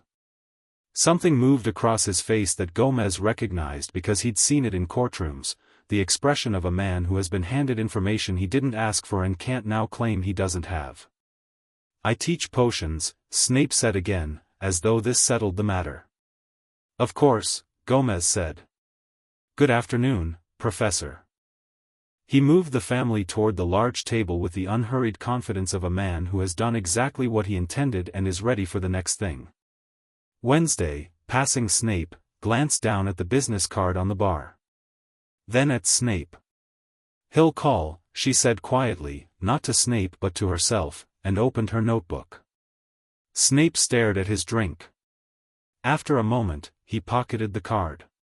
On the way home, Hedwig asleep in her new cage, Harry's supplies stacked around them in the back of the hearse, the afternoon going gold through the windows, Harry opened the defensive magic book he'd bought and started reading. He'd been reading for about 20 minutes when he became aware that Gomez had turned in the front passenger seat. Morticia was driving today, with the same serene confidence she brought to everything, and was watching him with the quiet, satisfied expression. "Good day?" Gomez asked. Harry looked up from the book. He thought about it properly, the way the question deserved. He'd seen his vault. He'd held his wand. He'd gotten a name on a 10-year-old document that explained, not everything, not yet, but more than he'd had yesterday. He'd watched Gomez Addams plant seeds in 2 separate conversations that would grow into something useful. He'd bought his own supplies with his own money in a world that was his by inheritance and right. "Yeah," he said. "Really good." Gomez smiled, the private one, the genuine one, and turned back to the front. Wednesday, beside Harry, had her notebook open and was writing with focused intensity. Harry glanced at the page. She'd drawn a diagram, not a map this time, but a network, names in circles connected by lines. Dumbledore at the center. Malfoy off to one side, with a question mark next to the connecting line. Snape with a dotted line, undecided. In one corner, a small circle, HP, missing info. And connected to it, with an arrow pointing away, the words, "Find out what he was being saved for." Harry looked at those words. Something cold and clear moved through him, not fear, exactly. More like the moment when you realize that the problem you've been examining is larger than the frame you were using to examine it. "Wednesday," he said. She didn't look up. "I know. The saving thing. The sacrifice story. Dumbledore putting me with the Dursleys where I'd have a terrible time." He was working it out as he said it, the logic assembling itself. "It's all pointed at something." "Yes," she said. "Pointed at what?" She stopped writing. She looked at him with her gray-eyed, direct gaze. "We don't know yet," she said. "But whatever it is, whatever he's been arranging, he needs you to be a particular kind of person when it arrives." She closed the notebook. "The question is, does he need you to be brave, or does he need you to be desperate? Because those are different tools and they require different conditions to produce." Harry sat with the silence of that for a long time. Outside, England moved past in the evening light, ordinary and unhurried, people going home from their days, kettle and curtain normality, nothing sinister in the surface of any of it. "I don't want to be a tool," Harry said. "I know," Wednesday said. "That's why we're getting ahead of it." She opened her notebook again. Harry looked at his book without reading it. The hearse moved through the evening, and in the front, Gomez was reviewing his Gringotts documents for the 4th time, and Morticia drove with one hand on the wheel, and the golden light came in through all the windows, and something was building, quietly, systematically, with the patience of very deliberate people who had decided something mattered and were taking it seriously. In his briefcase, Dumbledore's signature sat on its certified document, witnessed and sealed and real. It was the end of a very good day. Chapter 4, Hogwarts receives its most dangerous first year. The Hogwarts Express left at 11. They arrived at King's Cross at 10:15, which gave them 45 minutes, enough time, Gomez had decided, to be thoroughly prepared and to enjoy the experience of arriving rather than hurrying through it. He pushed the trolley himself, Hedwig's cage on top of Harry's trunk, with the proprietary pleasure of a man who had decided to be present for this and meant it thoroughly. The barrier between platforms 9 and 10 was, Wednesday noted, unremarkable in the way that things are unremarkable when they're actively trying to be. She walked through it without breaking stride, her own trunk floating behind her courtesy of a charm Morticia had applied that morning without commentary. Harry followed, and the barrier dissolved around him and the platform opened up on the other side, steam and noise and the scarlet engine at the end of it, massive and magnificent, and the organized chaos of families navigating trunks and owls and last-minute tears. Harry stopped just through the barrier and looked at the train. Gomez came through behind him, trolley first, and stopped beside him. He didn't say anything for a moment. Just stood there with Harry looking at the Hogwarts Express in the way fathers stand beside children at the edge of something new, not pushing, not pulling, just present. "Your parents took this train," Gomez said. Harry hadn't known that specifically, but of course they had. Of course. He looked at the engine with that knowledge sitting on top of the looking. "Yeah," he said. "First time on a train?" Gomez asked. "First time going anywhere on purpose," Harry said, and then blinked at himself, because he hadn't meant to say it quite that honestly. Gomez put a hand on his shoulder briefly, the same way he had in Ollivander's, brief, warm, without ceremony, the gesture of a man who had worked out that Harry responded better to things that didn't make a fuss of themselves. "Go ahead," Gomez said. "We'll get the trunk." Morticia had come to see them off, along with Fester, glowing a steady emotional purple that Wednesday explained was his sentimentally proud glow, and Grandmama, who arrived at King's Cross in full medieval dress and was treated by the surrounding crowd with the particular British public response to things that cannot be explained, which was active non-acknowledgement. She caught Harry before he got on the train and pressed something into his hand. It was a coin on a chain, old and heavy, with a face on it that Harry didn't recognize. "My grandmother's," Grandmama said. "She wore it when she needed reminding that she was formidable." "You need reminding." Harry looked at the coin. "I'm not sure I'm formidable." "You survived something that kills everyone else," Grandmama said. "That's the starting point. The rest you build on top." She patted his cheek with the firm affection of a woman who had decided he was hers. "Write to us." Morticia worries silently, which is worse. "I don't worry," Morticia said, nearby. "She worries," Grandmama confirmed. Morticia looked at Harry with her composed, direct gaze and said, "I will be thinking about you." Whether that constitutes worry is a matter of definition. She paused. "Right. I will," Harry said. And then, because he meant it and because this family had shown him that direct honesty was both acceptable and respected, "Thank you. For all of it. Coming to get me, the room, the Gringotts, all of it. Thank you." Morticia looked at him for a moment with the expression that was her soft one, the one she didn't often show publicly. "You don't need to thank your family," she said, simply, and the word family was placed in the sentence without emphasis, no underline, no performance, just used as the naturally accurate word. Harry stood there with it for 1 second. Then he got on the train. Wednesday was already in a compartment. She'd selected it with the precision she brought to all logistical decisions, second from the front, left side, which she'd identified from the architectural drawings as providing a view of the approach to the castle without being in the noisiest section of the train. She had her notebook out.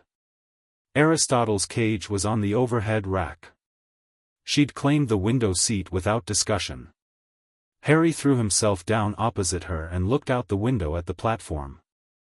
His family was still visible, Gomez talking to Fester, Morticia standing with the particular composed stillness that meant she was watching without appearing to watch, Grandmama having found someone's grandmother to talk to with the total ease of a person who can enter any social situation because they stopped caring about social calibration decades ago. Gomez looked up and saw Harry in the window. He pointed at him, just pointed, direct, the gesture meaning you, and then pointed at his own chest, the gesture meaning I'm here, and then gave the single sharp nod that Harry had learned meant I've got it, go ahead. Harry nodded back. The whistle blew. The platform began to move. Harry watched his family until the platform curved away and the train straightened out into the open and the city began to fall back on both sides, and then he turned back to the compartment, and the door slid open. "Is anyone sitting, oh?" The red-haired boy in the doorway took in the 2 occupants, appeared to make a rapid decision, and came in anyway with the confident ease of someone for whom doors have always been available. "I'm Ron. Ron Weasley."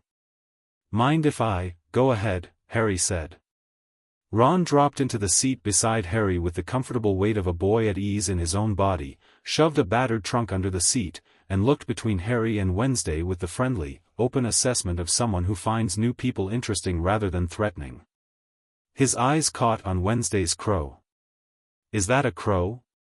Ron asked. "Yes," Wednesday said. "We've always had owls. Or rats." He made a face. "My rat's useless, honestly. He just sleeps." He looked at Harry.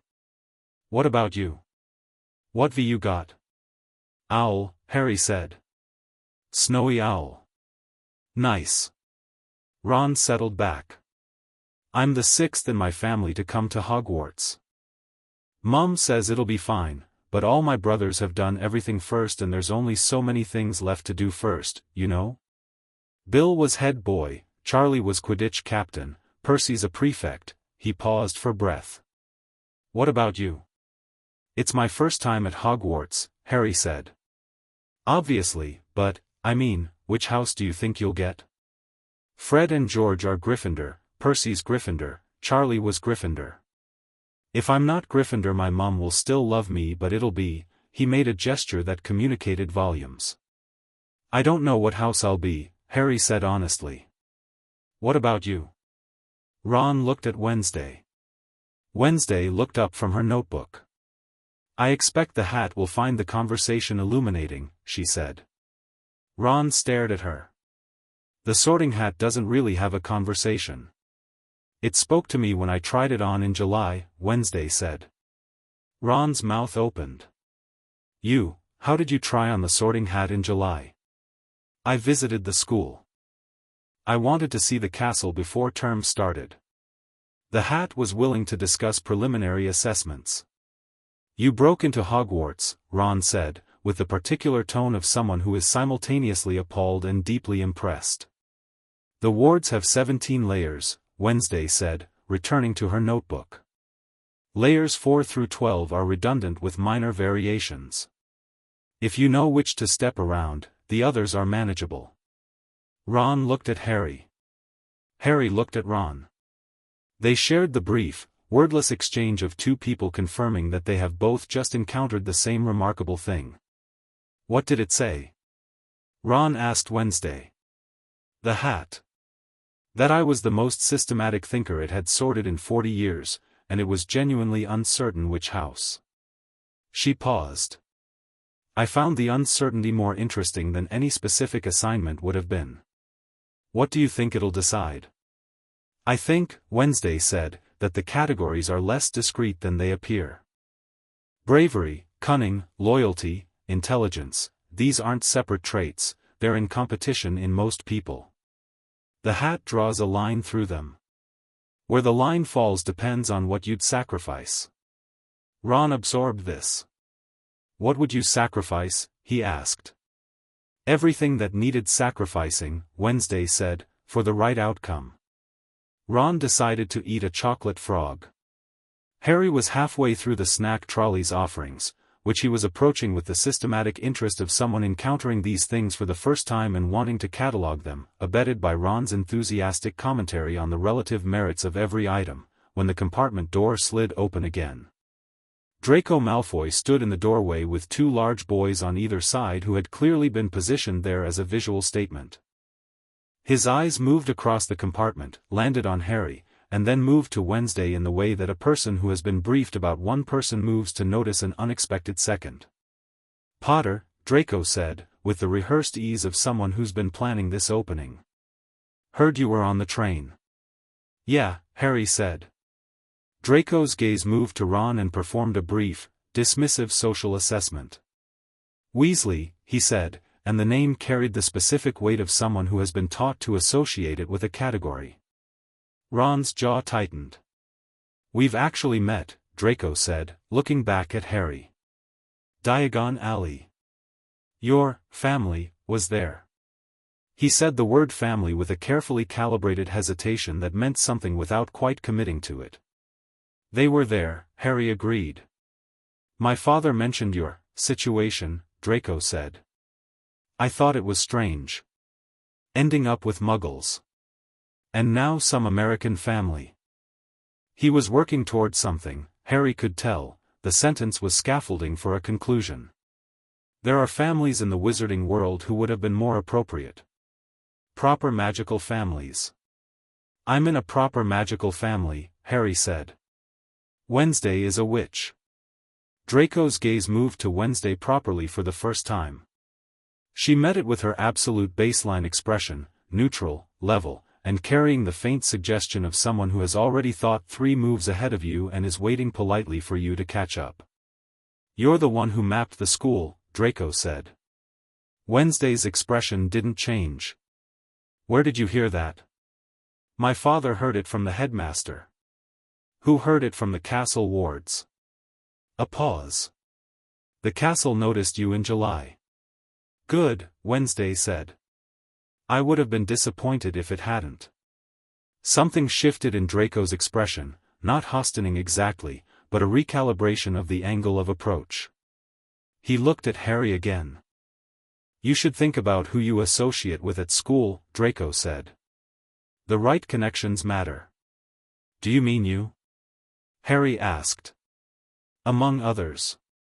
Harry looked at Draco Malfoy, at the rehearsed confidence and the briefed information and the manner of a boy performing a version of his father's social engineering at a scale he hadn't quite grown into yet. He didn't dislike him. That was the thing that surprised him slightly. Draco Malfoy was, in his reading, a boy who had been given a script and was trying to deliver it well, and Harry found it more interesting than threatening. Thanks for the advice, Harry said. I'll think about it. Draco waited for more and didn't get it. He looked between Harry and Wednesday with the slight uncertainty of someone whose expected response hasn't arrived, and then, with the recovered poise of someone who has been trained to control exits as well as entrances, said, "See you at the castle," and left. The door slid shut. Ron let out a breath. I can't stand him, he said. He's been like that since Madame Malkin's. I was getting my robes and he just started going on about his family. He's scared, Wednesday said. Ron looked at her. Malfoy's not scared of anything. He's scared of being ordinary, Wednesday said. The performance is compensation for that. If he were genuinely confident, he wouldn't need the two large boys. Ron thought about this. I suppose, he said. He looked at Harry. What did he mean, your family heard from Dumbledore? Dumbledore knows about my family, Harry said. He kept it simple. There would be time for the rest. We had some dealings over the summer. What kind? Legal, Harry said. Ron stared at him. You have legal dealings with Dumbledore? My dad does, Harry said, and the word dad came out of him with the natural ease of someone who hadn't been listening for it, and then he heard it after the fact and sat with the realness of it. Ron, who had 5 siblings and 2 parents and a grandmother and apparently an uncle no one talked about at Christmas, didn't register the word as significant, which was the best possible response to it. Right, Ron said, and offered Harry another chocolate frog. Hogwarts arrived the way all truly extraordinary things arrive, not gradually, but all at once, after the build-up that made you think you were prepared and then proved you weren't. The boats across the lake in the dark, the castle rising above them with every window lit, the water black and still and the reflection of the towers in it making the castle look like it went down as far as it went up. Harry sat in his boat between Ron and Wednesday and looked at it and felt the particular sensation of somewhere recognizing you before you recognize it, a hum in the chest, a resonance. His parents had been here. Had looked at this exact approach, this exact castle, these exact lights. He didn't say this. He didn't need to. The boats brought them to the castle's lower entrance, where a tall, severe woman in emerald robes waited with the composed authority of someone who had done this 47 times and found it newly significant each time because that was the kind of woman she was. Professor McGonagall looked at the first years with the rapid, comprehensive assessment of a woman who knows, from long practice, which children will be challenging. Her gaze moved through the group and found Harry with the specific quality of recognition. She had been watching for him, clearly, and finding him here in new clothes with good posture and a direct gaze made something in her expression shift fractionally. Then her gaze moved to Wednesday, who was standing beside Harry with her notebook already open, making annotations about the entrance hall. McGonagall's eyes narrowed slightly. You are, she said, to Wednesday. Wednesday Addams, Wednesday said. First year. I've been accepted under the special provisions for internationally licensed magical students. I know who you are, McGonagall said, in the tone of someone who has received a memo and found it insufficient preparation. You mapped the school. I compiled an architectural analysis of the school, Wednesday said. The maps that existed had significant gaps. The castle filed a formal complaint, McGonagall said. The castle was being oversensitive, Wednesday said. I respected its structural integrity throughout. McGonagall looked at Wednesday Addams for a long moment with the expression of a woman recalibrating her expected workload. Come along, she said, and led them all into the Great Hall. The Great Hall was everything, vaulted and golden and enormous and full of the accumulated noise and candlelight of a school at the beginning of something, and Harry walked into it and had to consciously keep his face from doing too much because it wanted to do everything. The enchanted ceiling showed a clear night sky. The 4 long tables were lined with students turning to assess the newcomers with the predictable social mechanics of established groups encountering the new. The Sorting Hat sat on a stool at the front of the hall on a worn wooden chair and was, objectively, a very old and slightly battered hat. It opened its brim like a mouth when they were settled and sang its sorting song with the enthusiasm of something that genuinely enjoys its work, cataloguing the houses with the relish of a hat that considers itself the most important object in the building and is not entirely wrong about this. Then the sorting began. Harry listened to the names, watched students walk up and return to their tables with the hat's decision echoing in the hall, and noted which tables cheered for which names, and which table, the Slytherin table, far right, watched the proceedings with the particular quality of investment that the other tables didn't quite have, as though they were watching a recruitment process rather than a ceremony. Addams, Wednesday. The hall went quiet with the specific quality of a space that has been briefed. News moved fast in Hogwarts, clearly, fast enough that the name Addams produced a silence that acknowledged it knew something was coming. Wednesday walked to the stool with her hands clasped behind her back and sat down with the composed ease of someone who has been preparing for this specific chair since July.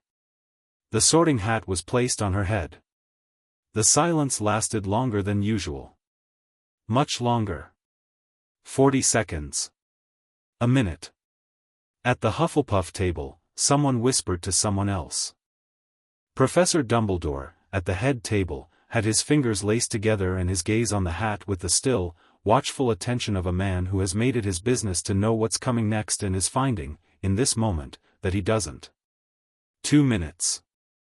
The hat was speaking to her, clearly, their lips were both still but something about the quality of the silence over the hat had the texture of conversation. Then the hat opened its brim wide and said, in its projecting hall voice, Slytherin. The Slytherin table erupted. The rest of the hall produced the particular silence of a collective recalibration. Wednesday removed the hat, handed it back to McGonagall, and walked to the Slytherin table with her notebook already open. At the head table, Dumbledore's expression was, for just a moment, the expression of a man who has had a plan adjusted by a variable he hadn't accounted for. He covered it quickly, he was practiced, and put on his pleasant, twinkling look. But Snape, sitting 2 seats down, had been watching Dumbledore rather than the sorting. And Snape saw it. Potter, Harry. The hall went absolutely silent. Harry walked to the stool and sat down and the hat descended over his eyes and the hall disappeared. He sat in the dark of it, the felt interior, the smell of old wool, and waited. Well, said the hat, and its voice inside his head was dry and ancient and thoroughly awake. Here you are. I've been looking forward to you. Everyone seems to have been looking forward to me, Harry said, inside his head. The scar makes you interesting. Though I notice that's not the most interesting thing about you this evening. What is? You came off that train with 2 perspectives that don't usually arrive together. The boy from the cupboard and the boy from the mansion. One of them thinks he doesn't deserve anything and the other is just starting, to think perhaps he does. The hat paused. That tension is useful, Mr. Potter. The question is which resolves first. Where do I belong? Belong is a loaded word. Let's talk about where you'll grow. Another pause. You do well in Slytherin. The ambition is there, the resourcefulness. The Addams family has given you more strategic thinking in 3 weeks than most students arrive with. Harry thought about Draco Malfoy saying proper families with his 2 large boys behind him. What about Gryffindor? The bravery is there. Raw and badly trained but genuine. The loyalty is ferocious, you just haven't had anyone to give it to yet. The hat seemed to be considering. Hufflepuff would honor your work ethic. Ravenclaw would sharpen your mind. You are genuinely capable of all four, Mr. Potter. This is a more complicated sorting than most. Then sort me where I should be, Harry said. Not where I'd be comfortable. Where I should be. The hat was quiet for a moment. That, it said, with what Harry could only describe as satisfaction, is the right question. A pause. Then, Gryffindor. The Gryffindor table roared. Harry pulled the hat off and handed it to McGonagall, and the roar washed over him warm and enormous, and he walked to the Gryffindor table with his chest full of the sound of people who wanted him there, which was a thing so new and overwhelming that he had to look at the table rather than the faces to keep his expression under control. He sat down. Ron arrived 30 seconds later, also Gryffindor, with a relief visible from several tables away, and dropped down beside him and punched his shoulder once, briefly, which Harry understood as both congratulation and a resumption of the friendship they'd started on the train. He looked across the hall to the Slytherin table, where Wednesday was sitting with her notebook open, apparently already taking notes on the other new Slytherins around her with the systematic attention that was simply how she processed new environments. She looked up, met his eye across the hall, and gave him the smallest possible nod, functional, complete, communicating both noted and I've got my side, you have yours. Harry nodded back. At the head table, Dumbledore rose when the sorting was complete and spread his arms with the warm, encompassing theatricality of a man who genuinely enjoys this particular performance. Welcome, Dumbledore said, to another year at Hogwarts. For our returning students, welcome back. For our new ones, his gaze moved across the first years, and Harry felt it land on him with a fraction more weight than it distributed elsewhere, welcome home. He sat down and waved a hand and the food appeared. Harry ate his first Hogwarts feast with the focused appreciation of someone who is determined to be present for a remarkable thing. The food was extraordinary, not better than Grandmama's, which had its own category of extraordinary, but different and abundant and served in the gleaming warmth of a room full of people who had all chosen to be here for the same remarkable thing. Ron talked continuously and usefully about everything, which teachers were strict and which were lenient, which classes were actually hard versus deceptively hard, where the bathrooms were that you actually wanted to use versus the ones you avoided. Harry asked questions and ate and found, in the ordinary social texture of it all, something he hadn't had before, the experience of being a person among other people without the background calculation of whether this would cost him something. He got 2/3 through the feast before he realized he hadn't been doing the calculation once. After the feast, Dumbledore stood again. The standard announcements, the Forbidden Forest, the list of banned items, Filch's updated catalogue, delivered with the practiced warmth of a man who has made these jokes before and enjoys the reliable rhythm of the response. Harry listened and watched and built his picture. Albus Dumbledore was in his late 70s, silver-haired, long-bearded, half-moon glasses over eyes that were the specific blue of a very clear sky. He carried himself with the authority of a man who had been the most important person in most rooms for a very long time. He was charming, genuinely, not performatively, and funny in a light, grandfatherly way, and the room responded to him with the ease of long familiarity, the comfortable warmth of an institution's beloved figurehead. And he was watching Harry. Not conspicuously. Not constantly. But with the recurring, careful quality of someone monitoring a variable they have a particular investment in. Harry caught it twice before the feast was over, the glance that came back to him just slightly more often than the general scan of the room required, the brief pause in Dumbledore's expression when Harry laughed at something Ron said, as though the specific quality of Harry's laughter was being catalogued. Harry filed it away. He didn't react to it. He kept his face in the feast and the conversation and the general warmth of the evening, and in the very back of his mind, he heard Gomez saying a careful man makes decisions without reasons. That's what makes him dangerous. He didn't think about it for the rest of the feast. He let it sit, like the document in the briefcase, noted and waiting. The first week of classes arranged itself around Harry with the organized complexity of a new world asserting its own rules. He was good at charms. Flitwick actually squeaked when Harry's feather levitated on the first attempt with a solid, controlled lift rather than the wobbling rises the rest of the class managed. He was interested in transfiguration in the way he was interested in most structural problems, following the underlying logic rather than just the mechanics. Herbology was straightforward and satisfying. History of magic was a ghost lecturing in a monotone, which Harry found he could read through if he held his textbook below desk level. Potions was on Thursday. He'd been warned. Ron had warned him, Snape's awful, he's horrible to Gryffindors, he plays favorites with Slytherin, and while Harry had taken the warning seriously, he had also weighed it against the man he'd seen at the Leaky Cauldron, the brief and complicated expression, the business card that Snape had pocketed. The potions classroom was in the dungeons, which Harry had half expected and which Snape had apparently decorated on the principle that cold stone and dark wood and the smell of preserved ingredients was a complete and sufficient aesthetic. Snape himself was already there when the students arrived, standing at the front with his arms folded, watching them take their seats with the particular quality of someone who had already made assessments that the students hadn't earned yet and was waiting to see if they'd revise his opinion. His gaze moved to Harry as Harry sat down, and moved away again without expression. The lecture began without preamble.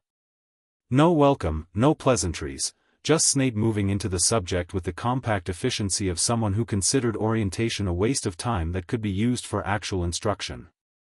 Potions, Snape said, is not the waving of wands and the speaking of words. It is chemistry. It is precision. It is the understanding of why things work before you attempt to make them work. He moved along the front of the room.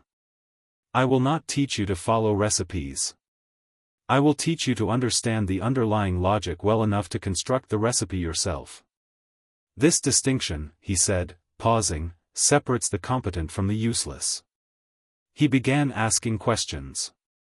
Rapid, specific, not designed to welcome participation but to locate capability, identifying who had prepared, who was blagging, who was genuinely thinking versus who was reciting.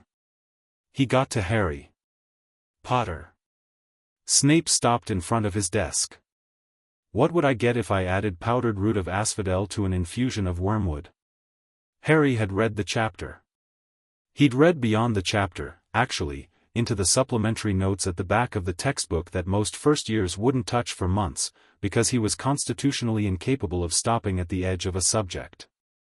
Draught of living death, Harry said. The asphodel and wormwood create a sedative compound through the interaction of their core alkaloids. The specific ratio matters. Too much asphodel accelerates the sedation past coma into something more permanent. A pause. Snape looked at him. The pause had a quality to it that was different from the pause before other students answered, more attentive, more contained, the pause of someone who has received more than they expected. Where would I find a bezoar? Snape said, after a moment. Stomach of a goat. It counteracts most poisons. If I were going to stock one emergency supply item in a potions classroom, it would be a bezoar in easy reach of the instructor's station. Another pause. What, Snape said, quietly, is the difference between monkshood and wolfsbane? They're the same plant, Harry said. Aconitum. Different names from different regional traditions. It's also called aconite. The roots are used in the wolfsbane potion, which, from the description in the advanced texts, is extraordinarily complex and would require a highly skilled brewer. He paused. I read ahead. The classroom had gone quiet with the quality of a room that is collectively aware something unusual is happening. Snape looked at Harry for a long moment. Harry met his gaze without challenge, just steady, attentive, the gaze of someone who is paying attention and not performing anything. Then Snape moved on. His voice when he addressed the next student was the same flat authority it always was, neither warmer nor colder, and he didn't return to Harry for the rest of the lesson. But later, as they were filing out, Harry was the last one through the door, and he heard Snape's voice behind him, quiet and addressed at no one in particular, which was the manner of a man saying something he wasn't going to directly say. 5 points to Gryffindor. Harry didn't react visibly. He kept walking. But in the corridor, Ron grabbed his arm. Did Snape just give Gryffindor points? Ron hissed. Apparently, Harry said. Snape never gives Gryffindor points. Not in 6 years of my brothers being here has Snape given Gryffindor points. Harry didn't say anything else about it. But something was loosening in the assessment he'd been building of Severus Snape, some early categorization softening at the edges, becoming more complex, more honest. Wednesday sent him a note that evening, via a small paper bird that navigated the Great Hall at dinner with precise economy and landed beside his plate. He opened it. Third floor corridor has a locked door that the castle doesn't want students near. I've mapped the ward structure. It's concealing something large and biologically active. The castle is nervous about it. The stones near the door have a distinct frequency when you put your hand against them. Also, Dumbledore looked at you exactly 6 times during dinner. Average duration, 3.2 seconds. He's monitoring something. I think it's your emotional effect. He wants to know what kind of person you're becoming.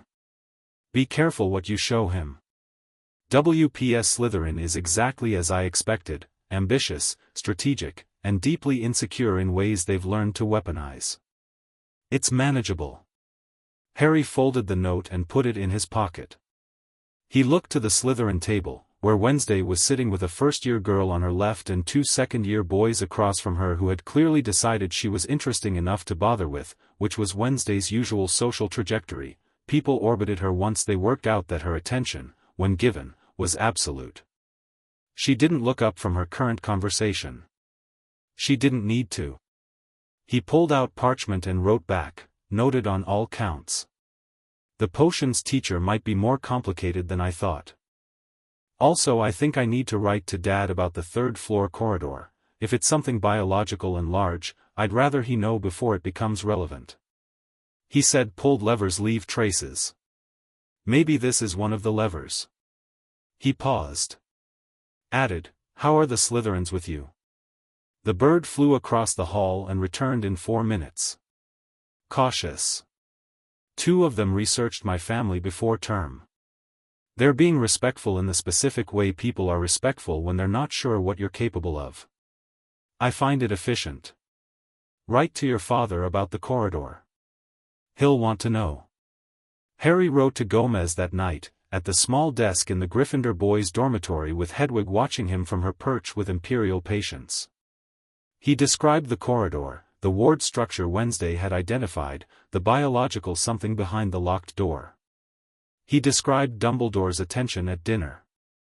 He described, briefly and without overdoing it, the week of classes, the shape of the place, what it felt like. He wrote at the bottom, I think I'm okay. I think this is good.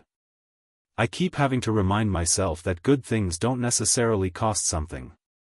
He sent it with Hedwig and lay back on his 4-poster bed in the Gryffindor Tower and looked at the canopy above him and listened to the castle, the old, stone-deep sound of it, the murmur and shift of something very old that was also, in its way, alive. The portrait on the dormitory wall stirred. Settling in, the portrait asked, a cheerful medieval knight who had clearly decided Harry was his personal responsibility. Getting there, Harry said. Good lad, the knight said. This old place gets into you, you know. Becomes part of you. Been watching students come through since the 16th century and it always does the same thing, takes a few weeks, then one morning you just know you belong here. Harry looked at the canopy. One morning, he said. One morning, the knight confirmed. Usually when you're not expecting it. Harry thought about that. He wasn't expecting it yet. But he wasn't bracing for the opposite either, and that was something. That was genuinely something. He closed his eyes. 3 floors down and half a castle away, in the dungeons, Severus Snape sat at his desk with a glass of elf-made wine and a business card between 2 fingers and Gomez Addams' personal number on it, and thought about a boy who had answered 3 consecutive potions questions correctly, voluntarily, without performing it, because he'd simply read ahead. Lily's eyes, he thought. In a face that was James's, but with something in the manner, a steadiness, a careful watchfulness, that belonged to neither parent. Something new in there. He turned the card over between his fingers. On Friday, Dumbledore asked to see Harry. The request came through McGonagall, framed as an invitation, with the pleasant warmth of something that wasn't actually optional.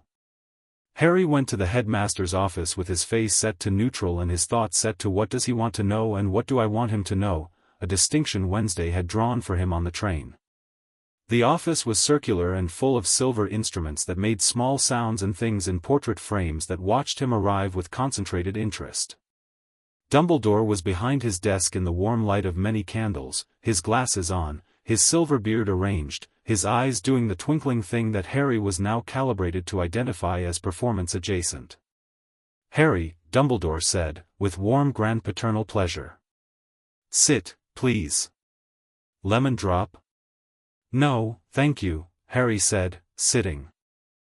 Dumbledore settled back and looked at him with the fond, wise, attentive expression of a man who is very practiced at making you feel like the most important person in the room. "I wanted to welcome you personally," Dumbledore said. "I'm afraid the beginning of term doesn't always allow for individual attention to new students, particularly those with particular circumstances." "Particular circumstances," Harry said.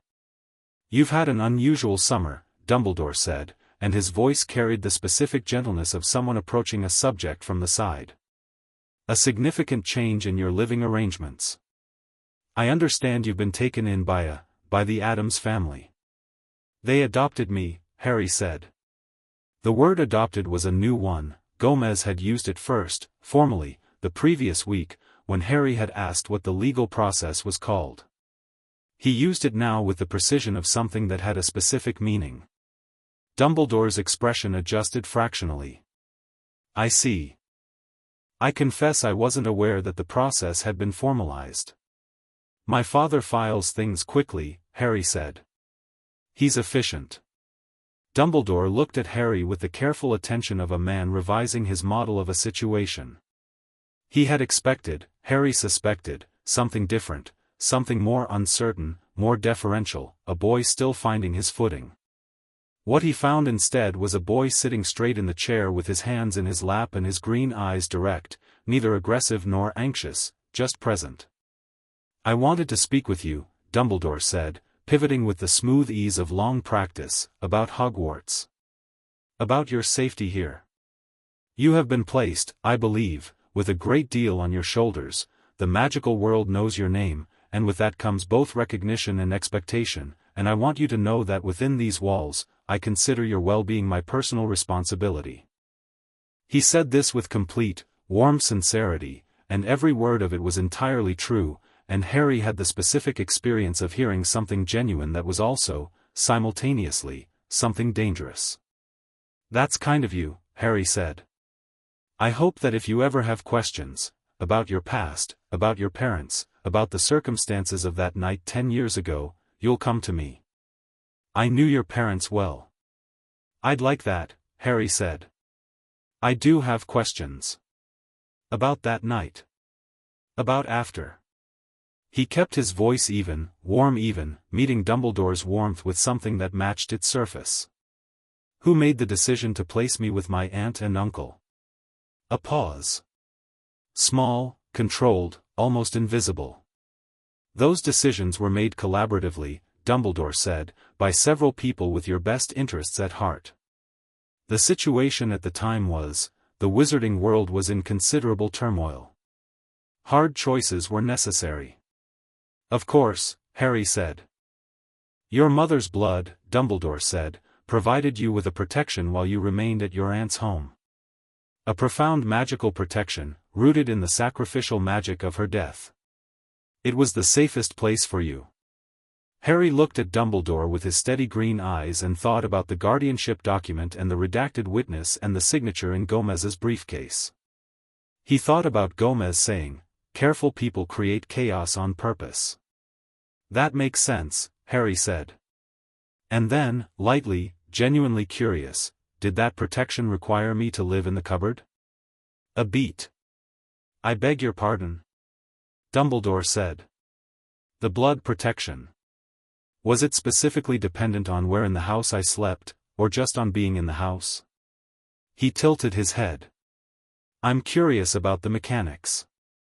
Dumbledore looked at Harry Potter for 3 full seconds with an expression that was doing significant work, maintaining warmth, managing surprise, performing the natural response of a man hearing an unexpected question, and underneath all of it, executing the rapid recalibration of a very intelligent person who has realized the person across from them is running a different conversation than the one on the surface. The protection, Dumbledore said carefully, is tied to your mother's family.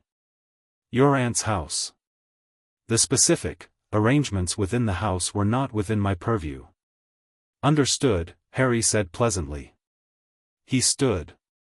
Thank you for the welcome, Professor. It's good to be here. He paused.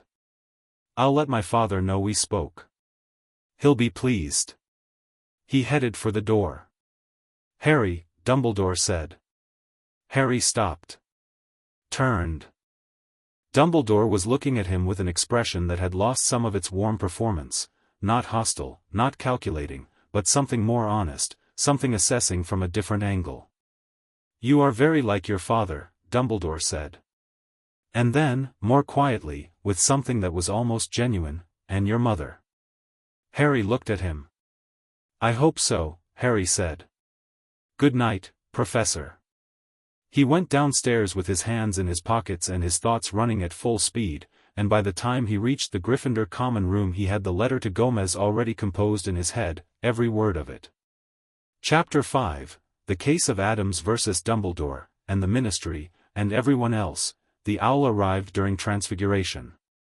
It came through the high window of the classroom with the purposeful trajectory of a bird that had been sent specifically and urgently, and it landed on Harry's desk with a thump that knocked over his inkwell and deposited a thick envelope sealed with the Addams family crest, a hand, severed at the wrist, rendered in black wax with what appeared to be a tiny gavel pressed into the seal beside it, which was new. McGonagall raised an eyebrow but said nothing, because the envelope was addressed in Gomez's handwriting and she had received, the previous Thursday, a 12-page preliminary legal notice from Gomez Addams regarding the general conditions of Harry Potter's educational environment that had been so precisely and comprehensively argued that she had read it twice and then sat very still for approximately 20 minutes. Harry opened the envelope under his desk. The letter inside was 3 pages, dense, written in Gomez's expansive hand with arrows and underlines and 2 small diagrams. Harry, the filing is done. As of this morning, Addams vs. Dumbledore, the Ministry of Magic, and the office of the Chief Warlock of the Wizengamot is a matter of official record in both magical and civil court. I filed in both jurisdictions simultaneously, a technique I developed in the case of Bergstein v. the New Jersey Department of Unusual Occurrences in 1987, which established a precedent for concurrent jurisdiction that has been both useful and deeply irritating to everyone who has tried to argue against it since. The charges, briefly, child endangerment, first degree. Unlawful magical guardianship transfer. Fraudulent use of executive privilege to conceal material documentation. Conspiracy to deprive a minor of knowledge of his own estate, identity, and legal rights. Accessory to sustained neglect by a third party. And, my personal favorite, because it is technically a crime in 7 different legal traditions simultaneously, what I am calling, for now, custodial trafficking by magical authority, which is the act of transferring physical custody of a magical child to non-magical persons without the consent or knowledge of the child or any independent oversight body, for purposes that benefited the transferring party rather than the transferred child. This last charge is the one that will matter. The others build the foundation. Custodial trafficking is the roof. I need you to be prepared for several things. First, the ministry will attempt to make this go away quickly and quietly. They will use pleasant language and official channels and the general institutional assumption that families do not file lawsuits against the most powerful wizard in Britain. Second, Dumbledore will say things to you that are designed to be reassuring and disarming. He is very good at this. Treat his warmth as information about what he wants you to feel, not as information about what is true. Third, you may be approached by a ministry official called Umbridge. She carries the specific authority of someone who has been given a temporary mandate to resolve something embarrassing. Do not be fooled by the pink. I am coming to London in 3 weeks for the preliminary hearing. I will write ahead of it. You're doing well. Wednesday's letters are detailed and very useful. Ron Weasley sounds like a good person. The potions teacher sounds interesting. Your father. Harry read it twice. Then he folded it and put it in his robes and spent the rest of Transfiguration turning a mouse into a teapot with the focused attention of someone whose mind was operating on 2 levels simultaneously, the surface level where the mouse was becoming a teapot with commendable precision, and the deeper level where 43 items on a legal list were becoming a formal case against the most powerful wizard in a world Harry had only just entered. The mouse became an excellent teapot. McGonagall gave him 9 points. Wednesday found him after dinner. She appeared at the entrance to the Gryffindor corridor in the manner she always appeared in places she technically shouldn't be, which was to say without apparent effort and with the air of someone who considers ward structures a matter of preference rather than constraint. She handed him her own letter from Gomez, which contained different information, more technical, more strategic, with 3 separate footnotes citing legal precedent. He filed in both jurisdictions, Harry said. That was always the plan, Wednesday said. The magical court can be managed by the ministry. The civil court cannot. She leaned against the wall. The ministry is going to panic. Good or bad panic? Depends on what they do with it. Cornered institutions have 2 responses, they either capitulate or they escalate. She looked at him. Umbridge is an escalation response. He mentioned her in my letter. She's been an educational assessor before. She rewrites the terms of what she's assessing until she finds a basis for the outcome she was sent to produce. Wednesday paused. She's already written to McGonagall requesting observer status in several classes. McGonagall's response was apparently not warm. How do you know that? The castle tells me things. At his expression, not literally. But the portraits talk, and portraits have been gossiping in this building for 5 centuries, and if you listen to the right ones in the right corridors, the information landscape is quite rich. She opened her notebook. What I need from you now is a written account. Everything, the Dursleys, the cupboard, specific incidents, dates where you can estimate them. Don't editorialize. Just what happened. Like a statement. Exactly like a statement. Dad needs your voice in it, not just the documents. Harry looked at her. Has he done this before? This kind of case? He's sued 7 different governmental bodies, Wednesday said. He won 5 outright. The other 2 settled on his terms. She paused. He's never been more motivated. Harry thought about that, about Gomez in his study at midnight writing Addams v. Dumbledore in ink pressed hard enough to leave impressions. About Gomez in the Gringotts meeting room with his pen moving and his eyes bright. About Gomez on the platform at King's Cross pointing at Harry with absolute simple directness. Okay, Harry said. I'll write the statement. Tonight, Wednesday said. And Harry, include the conversation with Dumbledore. All of it. The blood protection justification, the deflection on the cupboard question, all of it. You think that conversation is relevant? I think, Wednesday said, that a man who has a legitimate answer to a question answers it. A man who redirects was never going to answer it. She straightened from the wall. Write it down exactly as it happened.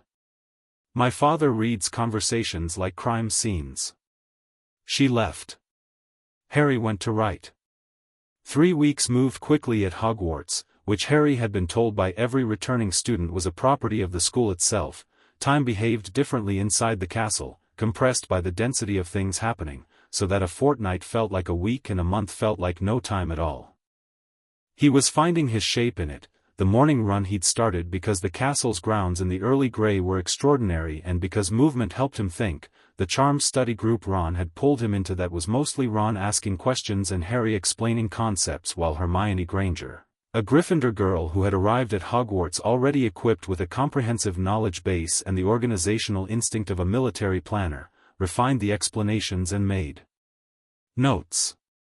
He'd become friendly with Hermione in the way you become friendly with people when you're the two who stay in the library longest, not by decision exactly, just by the repeated coincidence of being in the same place for the same reason.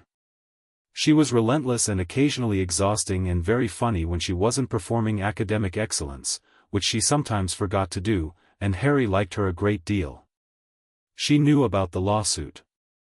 He'd told Ron first, who'd told Hermione, and Hermione had responded with the specific quality of engagement she brought to things that were simultaneously legally and morally complex, which was essentially, she read everything Gomez had sent Harry and had opinions about all of it.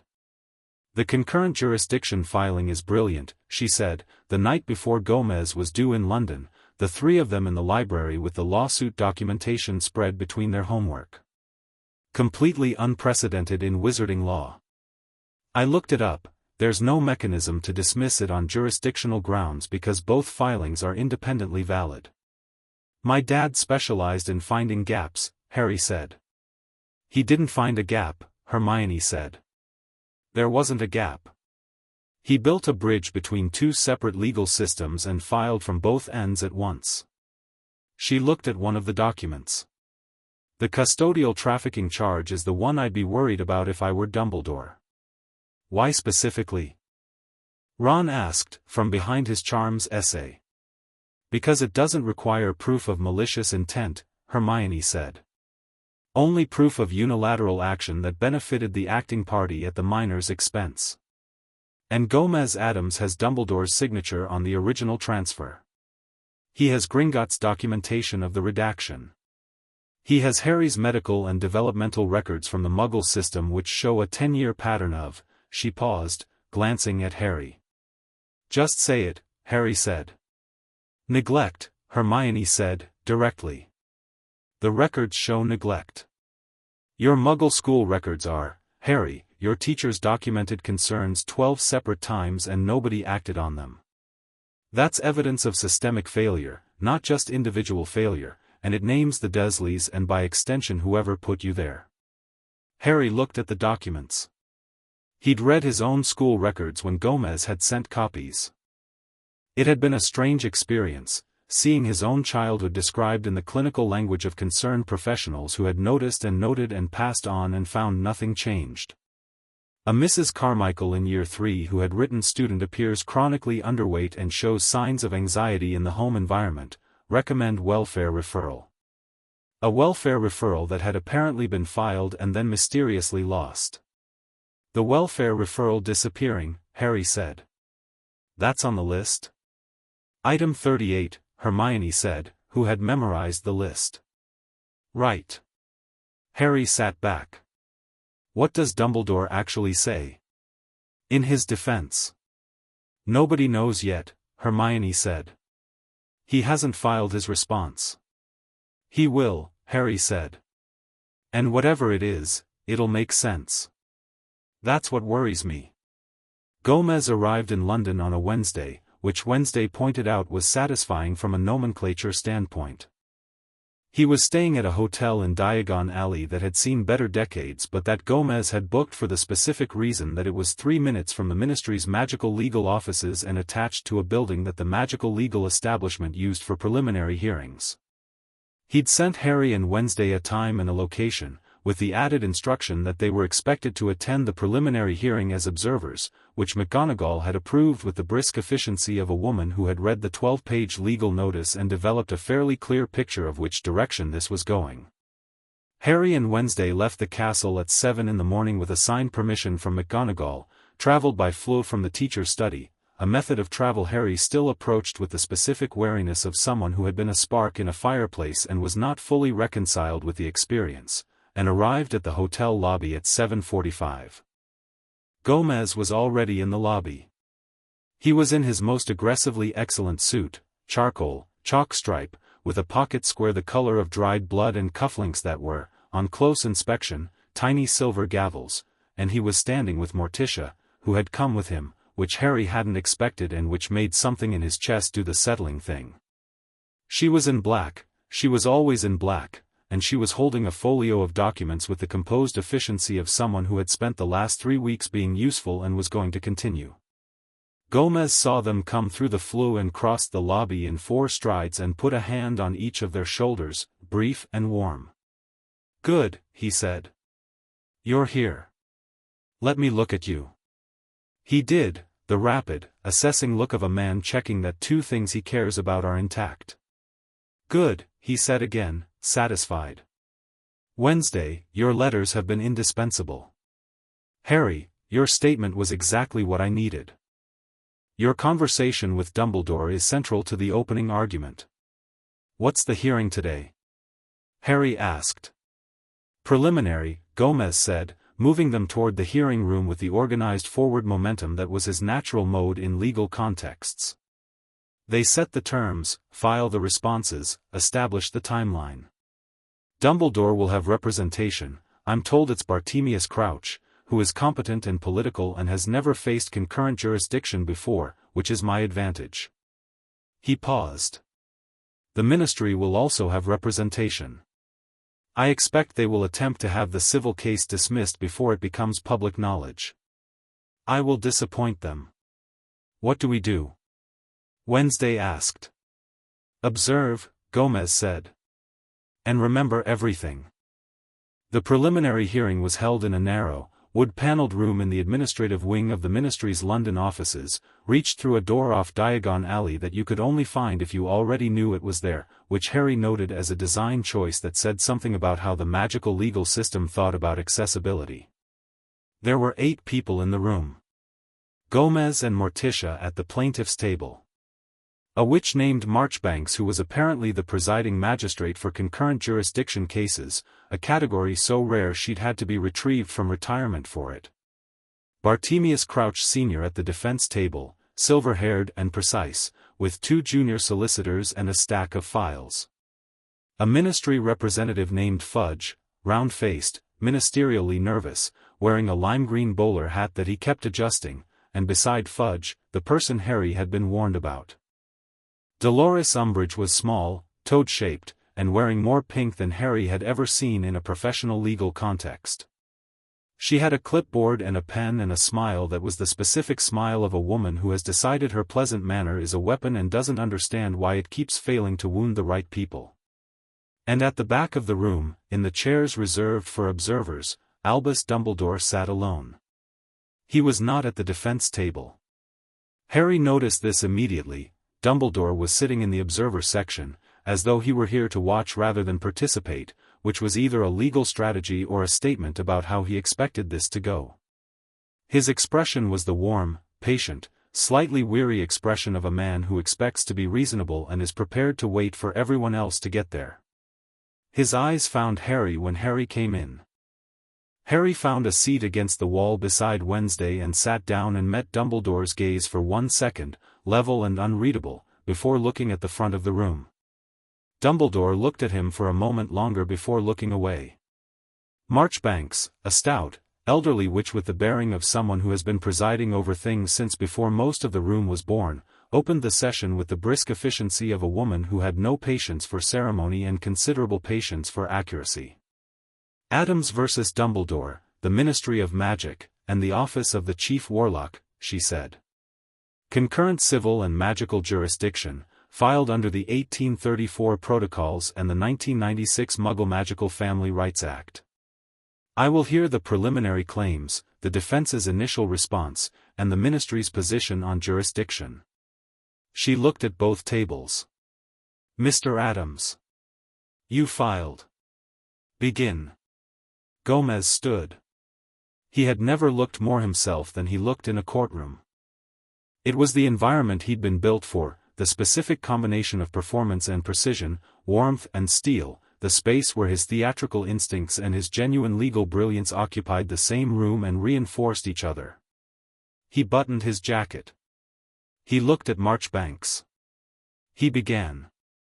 On the 1st of November 1981, Gomez said, a child named Harry James Potter was transported, in the night, by a man named Albus Dumbledore, and left on the doorstep of a house in Surrey.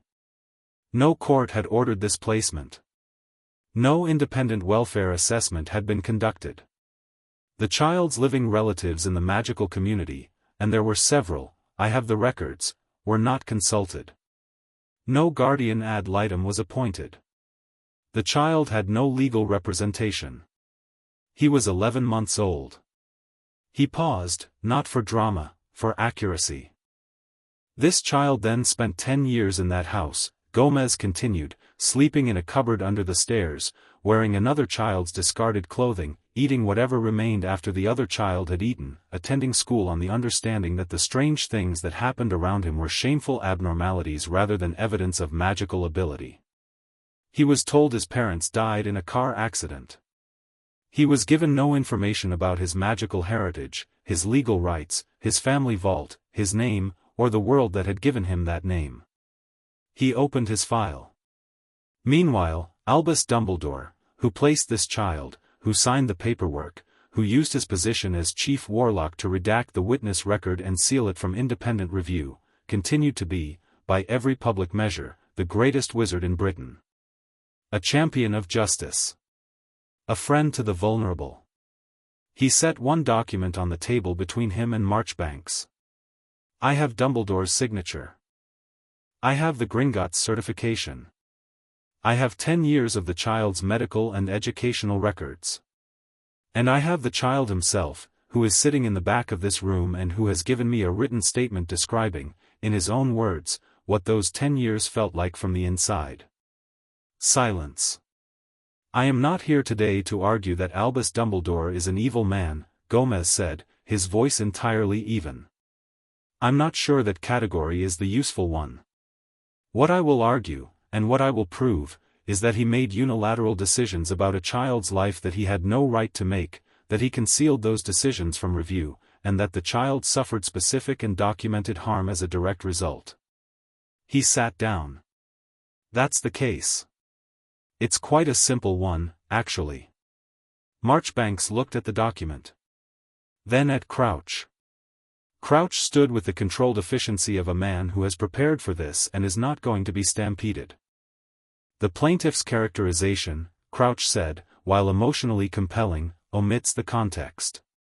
In November 1981, the wizarding world had just survived the most devastating period of magical conflict in 2 centuries. Voldemort, several people in the room flinched at the name, Crouch did not, had been active for over a decade. His defeat came at extraordinary cost and left the magical world in a state of profound instability. Decisions made in that environment cannot be judged by the standards of peacetime administration. I'm not judging the standards, Gomez said, without standing. The remark was addressed to the room rather than the bench, which was technically out of procedure and which Marchbanks did not correct because it was also accurate. I'm examining the outcomes. Crouch continued over him. Professor Dumbledore placed Harry Potter with his magical blood relatives in full compliance with the ancient protective magic activated by Lily Potter's sacrifice. This protection required the child to reside with those relatives. It was not optional. It was not punitive. It was the only available mechanism to ensure the child survived long enough to grow up. The protection, Gomez said, standing now, as I understand it, required the child to reside in his maternal aunt's home. Not in a cupboard. The blood magic is not that specific. I have consulted 3 independent experts on sacrificial protective magic. He produced 3 separate reports. None of them identify the sleeping location as material to the ward's function. The cupboard was a choice. It was the Dursleys' choice, yes, but it was enabled by a placement with no oversight mechanism to prevent it. Oversight mechanisms, there were none, Gomez said pleasantly. That's documented. No caseworker. No welfare check. No annual review. No mechanism by which anyone could flag concerns. Because the placement was sealed by executive privilege before anyone could ask questions. He looked at Marchbanks. Item 16 on our filing. Umbridge made a sound. Not a word, a sound, the kind that prefaces an interruption and is designed to reassert the presence of the person making it. She adjusted her clipboard. If I might, Umbridge said, with the warm, clipped sweetness of something that has a barb at the end of it, speak to the Ministry's position on jurisdiction, please, Marchbanks said. The Ministry's position is that this matter is an internal magical community affair and does not fall within the purview of concurrent jurisdiction under the 1834 protocols, which were designed for cases involving Muggle magical property disputes, not family matters. She smiled the smile. Mr. Addams, while your concern for Harry Potter is touching, the magical community has its own mechanisms for addressing these. The 1834 protocols, Gomez said, apply to any case in which a magical action produces documented harm to a person who also exists within the Muggle legal framework. Harry Potter has a Muggle birth certificate. He attended Muggle school. His welfare was documented by Muggle Child Welfare Services 12 times. He looked at Umbridge with the patient, pleasant expression of a man who has already won this argument in his head. He is not exclusively a magical person. He is a person who happens to be magical. The jurisdiction is concurrent by definition and the Ministry cannot dismiss it by calling it a family matter, because the definition of the offense specifically includes cases where the acting party is in a position of institutional authority. Umbridge blinked. Furthermore, Gomez said, producing a document from the precise position in his file where he had put it an hour ago specifically for this moment, the Muggle Child Welfare Act of 1989, Section 47, Subsection 3, provides for the investigation of any documented case of child neglect regardless of the nationality, religion, cultural affiliation, or, and I want to emphasize this specific language because I had it highlighted, community of practice of the persons involved. He placed it before Marchbanks. Harry Potter's Muggle welfare records are independently actionable under Muggle law. That action is filed. It is concurrent. The Ministry cannot dismiss what it does not have sole authority over. Umbridge's smile had not changed. This was impressive in the way that geological features are impressive. It had clearly been there for a very long time and had survived considerable weather. Mr. Addams, she said, perhaps we might discuss, outside this room, in a less formal setting, some of the specifics of Harry's situation. I'm sure there are aspects that could be addressed through existing Ministry channels without the need for. I appreciate the offer, Gomez said. I'm going to decline it. There are aspects of the Wizarding World security situation that would be difficult to address in an open hearing, then Dumbledore can address them in a closed one, Gomez said. I'm perfectly comfortable with a sealed session for the security-sensitive portions.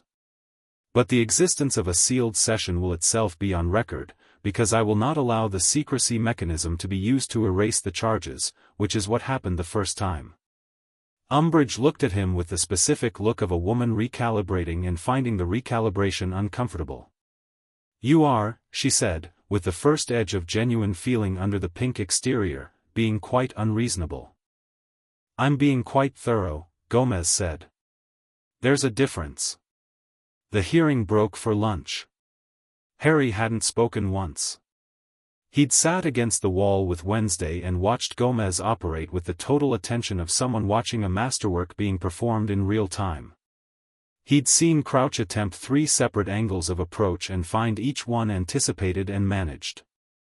He'd watched Umbridge deploy her specific brand of institutional warmth and find it met with the patient, irresistible competence of someone who had been making institutions uncomfortable since before she was a senior Ministry official. And he'd watched Dumbledore. Dumbledore, in the observer's chair, had sat through the morning with the composed stillness of a man choosing his posture carefully.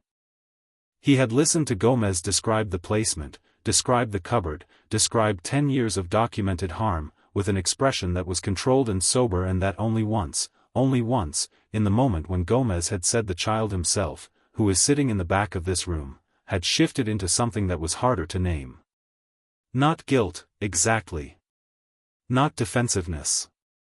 Something more complicated and more honest than either, the expression of a man who believes what he did was necessary and is confronting, for perhaps the first time, the cost of that necessity in a room where the cost has a face and is 11 years old. Harry had watched it happen and felt, to his own surprise, something that wasn't anger. It was sadder than anger. It was the feeling of looking at a person who had made a choice about you and understanding that the choice was real and deliberate and that the person had had reasons that made sense to them, and that none of that changed what the choice had produced. In the break, Dumbledore walked over. Harry stood. Dumbledore looked at him with the expression he'd had in the hearing, the sober, honest one, stripped of the twinkling performance. Up close, he looked older than he did at the high table. More tired. "I had hoped," Dumbledore said quietly, "to speak with you about this in a different context." "I know," Harry said. "I think you'd have gotten around to it eventually." He paused. "But my dad moves faster." Dumbledore looked at him. Something moved across his face, not amusement, something sadder than that but in the same register. "Your father," Dumbledore said, with the precise quality of a man giving a word its exact due, "is a formidable advocate." "He thinks you're not evil," Harry said. "He told me that. He thinks you believe you were doing the right thing." "I did believe that," Dumbledore said. "I still do, in some ways." He held Harry's gaze. "That does not mean I was right." It was the most honest thing Dumbledore had said to him. Harry held it for a moment, turned it over, found it real. "What were you saving me for?" Harry asked. Dumbledore went very still. "Because Wednesday figured out that you needed me to be a specific kind of person for something specific," Harry said. "And I've been thinking about it, and the cupboard, the neglect, the isolation, all of it, it would produce a particular kind of person. Desperate and brave and very, very committed to proving they deserve to be somewhere. Someone who would go up against a person who can't be killed without being asked twice." He kept his voice even. "Is that it?"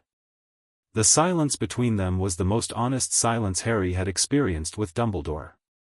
"There are things," Dumbledore said slowly, "that I cannot discuss in a ministry hallway." "I know," Harry said.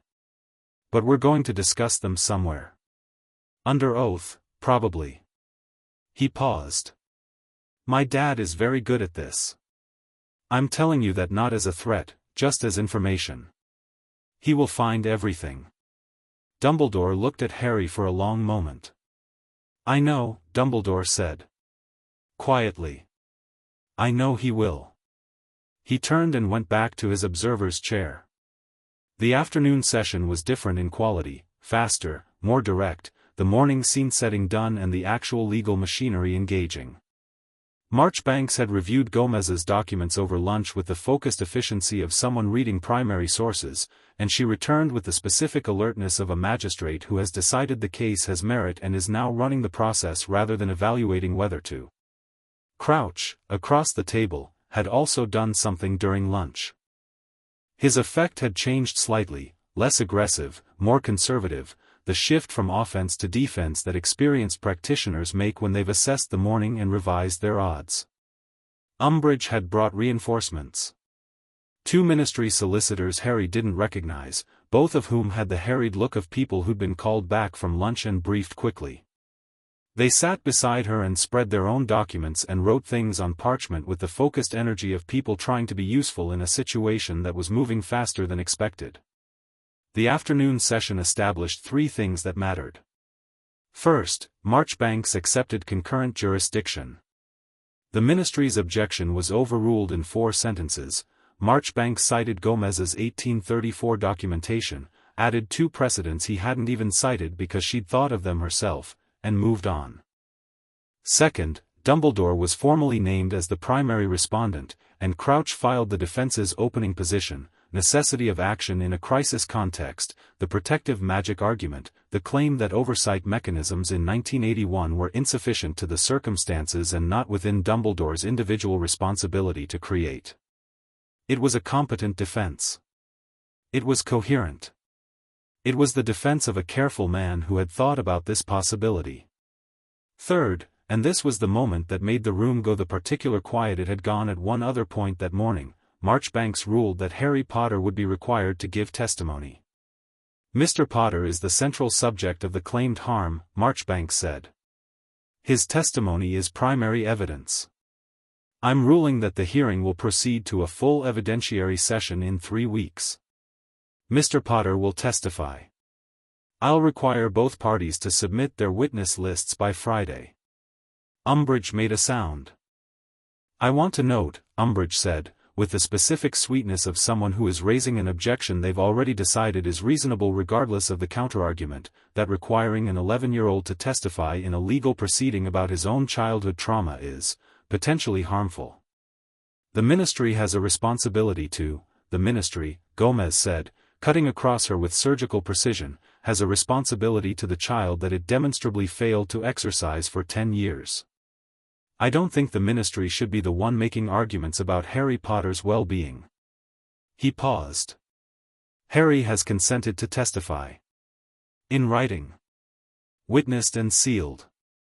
He produced the document. He's not fragile. He's clear-eyed and prepared, and he has been consulted at every step of this process, which is precisely what did not happen in 1981. Umbridge's smile was doing increasingly heavy lifting. Furthermore, Gomez said, and now there was something in his voice that was not the professional calm of the morning but something underneath it, something genuine and heated that he'd been keeping controlled all day and was choosing this specific moment to let show, just slightly, just enough, this child spent 10 years not being consulted about anything. He was not consulted about where he would live. He was not consulted about what he would know of his own parents.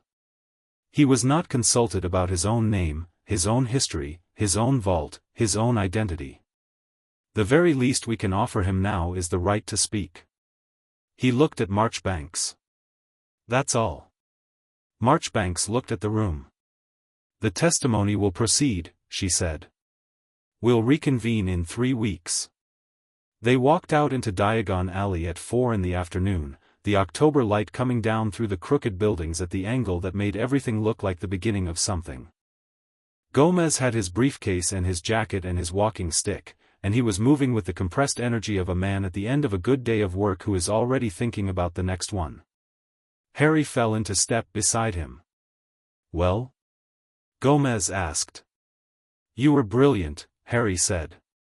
The jurisdiction argument wrote itself, Gomez said modestly, which was not a modest statement but was delivered with the specific tone of someone who knows the difference between genuine humility and false modesty and defaults to honest assessment. Umbridge was exactly what I expected. Crouch is good. His defense is coherent and I will enjoy taking it apart. He looked at Harry sideways. How are you? Harry thought about it. I talked to Dumbledore at lunch, he said. Gomez slowed slightly. And? He said he still believes what he did was necessary. But he said it doesn't mean he was right. Harry paused. I asked him what he was saving me for. Gomez went very still beside him, the specific stillness of a lawyer who has just been handed an important piece of unsolicited information. And? He didn't answer. But he didn't deny it. Harry looked at the cobblestones. He said there are things he can't discuss in a ministry hallway. He'll discuss them under oath, Gomez said quietly. I know. Harry. Gomez stopped walking. They were standing between the apothecary and a shop selling Quidditch supplies, and the late afternoon light caught the edge of his jaw and his eyes were very dark and very direct. What Dumbledore said about necessity, I want you to understand something. Even if he's right about the necessity. Even if there is something coming that required a certain kind of person, a person shaped by difficulty, that does not make what happened to you acceptable. The need, if there is one, was not his to manufacture. Do you understand the distinction? Harry looked at him. Yes, Harry said. Say it back to me. If something needs a person to be strong, the answer is not to hurt them until they are. You help them become strong and let them choose to use it. He paused. He chose for me. Gomez looked at him for a moment with the expression that Harry had stopped being surprised by but still wasn't entirely used to, the one that was just there, just present, the expression of someone who sees him. Exactly, Gomez said. He put a hand on Harry's shoulder. Come on. Morticia has dinner reservations and she'll be annoyed if we're late. Can she be annoyed? Harry asked. She seems too composed to be annoyed. Her annoyance is very quiet and very cold, Gomez said, resuming walking, which is significantly worse than noisy annoyance. I speak from experience. How many times have you been late? Many, Gomez said, without apparent shame. I'm working on it. 2 weeks later, on a grey Tuesday morning, Harry sat in the witness chair. The hearing room was larger for the evidentiary session. Marchbanks had moved it to the formal chamber, which had proper gallery seating and a witness box and the full institutional weight of a room built to make people understand that what happened here mattered. The gallery was half full with people Harry couldn't identify, which Gomez had said was typical. Legal proceedings in the magical world attracted observers the way significant weather attracted birds. Gomez was at the plaintiff's table. Morticia was beside him. Wednesday was in the gallery with her notebook, which Marchbanks had permitted on the understanding that it was for personal use and not publication, an understanding Wednesday had confirmed with her usual directness and which Marchbanks had accepted. Ron and Hermione were not there. This was the right call, they'd offered, and Harry had appreciated the offer, and it was still the right call. This was not the kind of thing you wanted witnesses for the sake of company.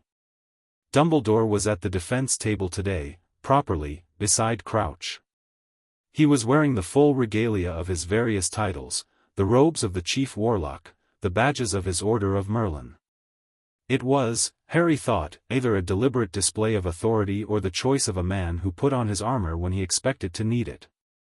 Harry took the oath, which in the magical court involved a thread of silver light that wrapped around the wrist and glowed steadily for true statements and dimmed for false ones, which Harry found both elegant and clarifying. Gomez stood. Harry, he said, and his voice was warm and precise, the voice Harry associated with his most focused attention. Tell us, in your own words, what you remember about the cupboard. Harry looked at the room for 1 second. The gallery, the tables, Dumbledore in his regalia, Marchbanks with her composed attention, Umbridge in her pink to one side with her clipboard. He turned back to his father. And he talked. He talked for 40 minutes. He talked about the dimensions of the cupboard. He'd measured it once with a ruler he'd borrowed from school and never returned, because it seemed important to know exactly how small it was. He talked about the sounds of the house from inside it. He talked about his cousin Dudley's birthdays, all the gifts, and his own, which sometimes passed unmarked. He talked about the school records, the teacher in Year 3, Mrs. Carmichael, her concerns about his weight. He talked about being told his parents died in a car accident. He talked about the first time something magical had happened, how he'd been 8 and had been locked out of the cupboard for doing something Aunt Petunia didn't like, he couldn't remember what, and had spent 2 hours willing the lock to open and it had, and he'd gone inside and not told anyone because telling anyone would have been dangerous. He talked about the night the Addams family had come. What it had looked like from the inside of the cupboard when the door opened and there were strangers in the sitting room. What the car had smelled like on the drive. What the mansion had felt like, the specific, remarkable fact of a room with a window. The silver light on his wrist stayed steady throughout. At the defense table, Crouch cross-examined with surgical precision, trying to establish uncertainty in dates, in causation, in the direct line between Dumbledore's decisions and the specific conditions of Harry's daily life. He was skilled. Some of the questions were hard. Harry answered them carefully, honestly, including saying I don't know for the things he didn't know, because the silver light would have dimmed for a guess presented as a fact and he wasn't going to let it. Then Gomez redirected. Harry, Gomez said. When Professor Dumbledore came to see you this October, the conversation in his office, what did he tell you about why you were placed with the Dursleys? Harry looked at Dumbledore.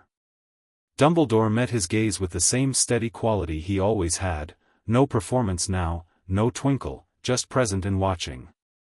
He said my mother's blood created a protection, Harry said. That while I remained at my aunt's home, I was safe from Voldemort. He said it was the safest place for me.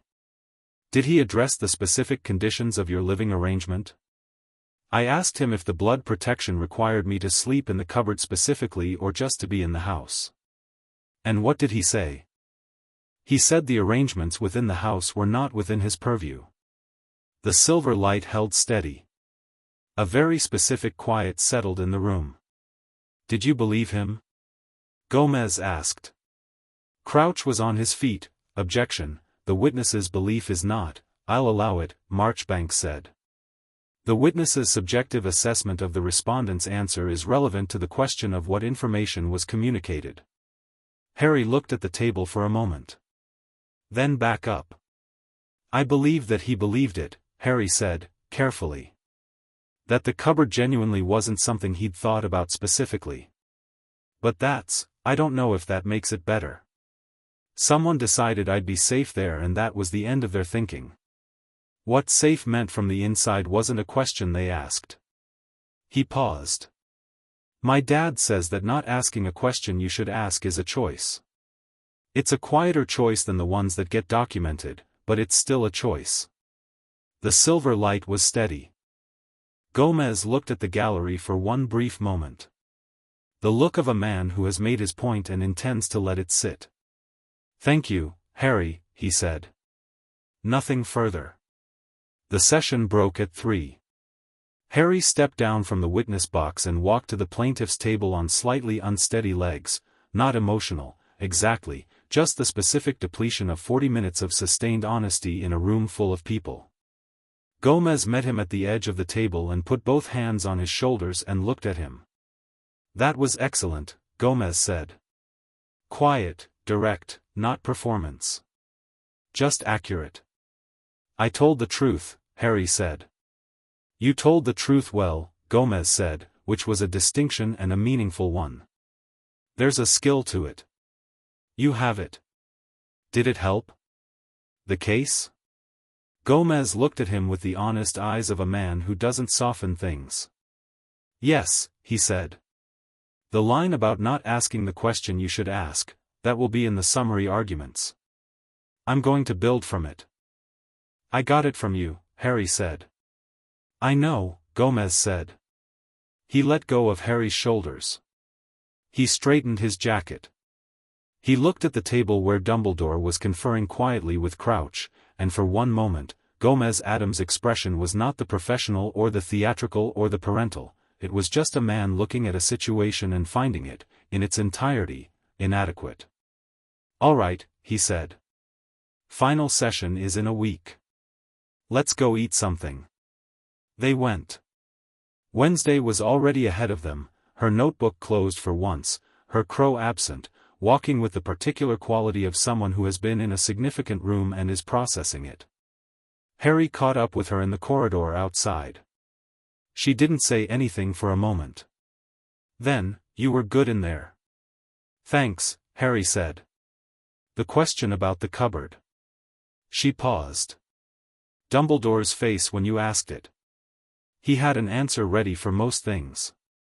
He didn't have one for that. Did it show? To me. She glanced at him sideways. And to Snape. Harry looked at her. Snape was there. In the gallery. Back corner. He left before it ended. She opened her notebook. He came, though. Nobody asked him to. He came on his own. Harry thought about this, about Snape in the back corner of the gallery, watching a hearing he could have ignored, watching Harry testify about a childhood that Snape had no official connection to. He thought about the business card. He thought about 5 points to Gryffindor, given quietly to no one in particular. Harry said. Wednesday made a notation. Ahead of them, Gomez held the door open with a sweep that encompassed the corridor, the evening, and whatever came next. Come on, he said. Forward. They went forward. Chapter 6, The Verdict, The Reckoning, and What Comes After the Morning of the Final Session. Harry woke before his alarm. He lay in the dark of the Gryffindor dormitory for a few minutes with the pre-dawn sounds of the castle around him, the deep, settled breathing of 4 other boys asleep, the occasional murmur of the portrait knight making some nocturnal pronouncement to nobody, the stone-deep quiet that Hogwarts had at this hour, a quiet that felt less like absence and more like the castle thinking. He got up and dressed in the dark and went down to the common room, where the fire was banked low and orange and the armchairs held the specific comfortable emptiness of furniture waiting to be used. He sat in the chair nearest the fire and looked at it and thought about what the day was. Not with dread. That was the thing he kept checking and finding true, there was no dread in it.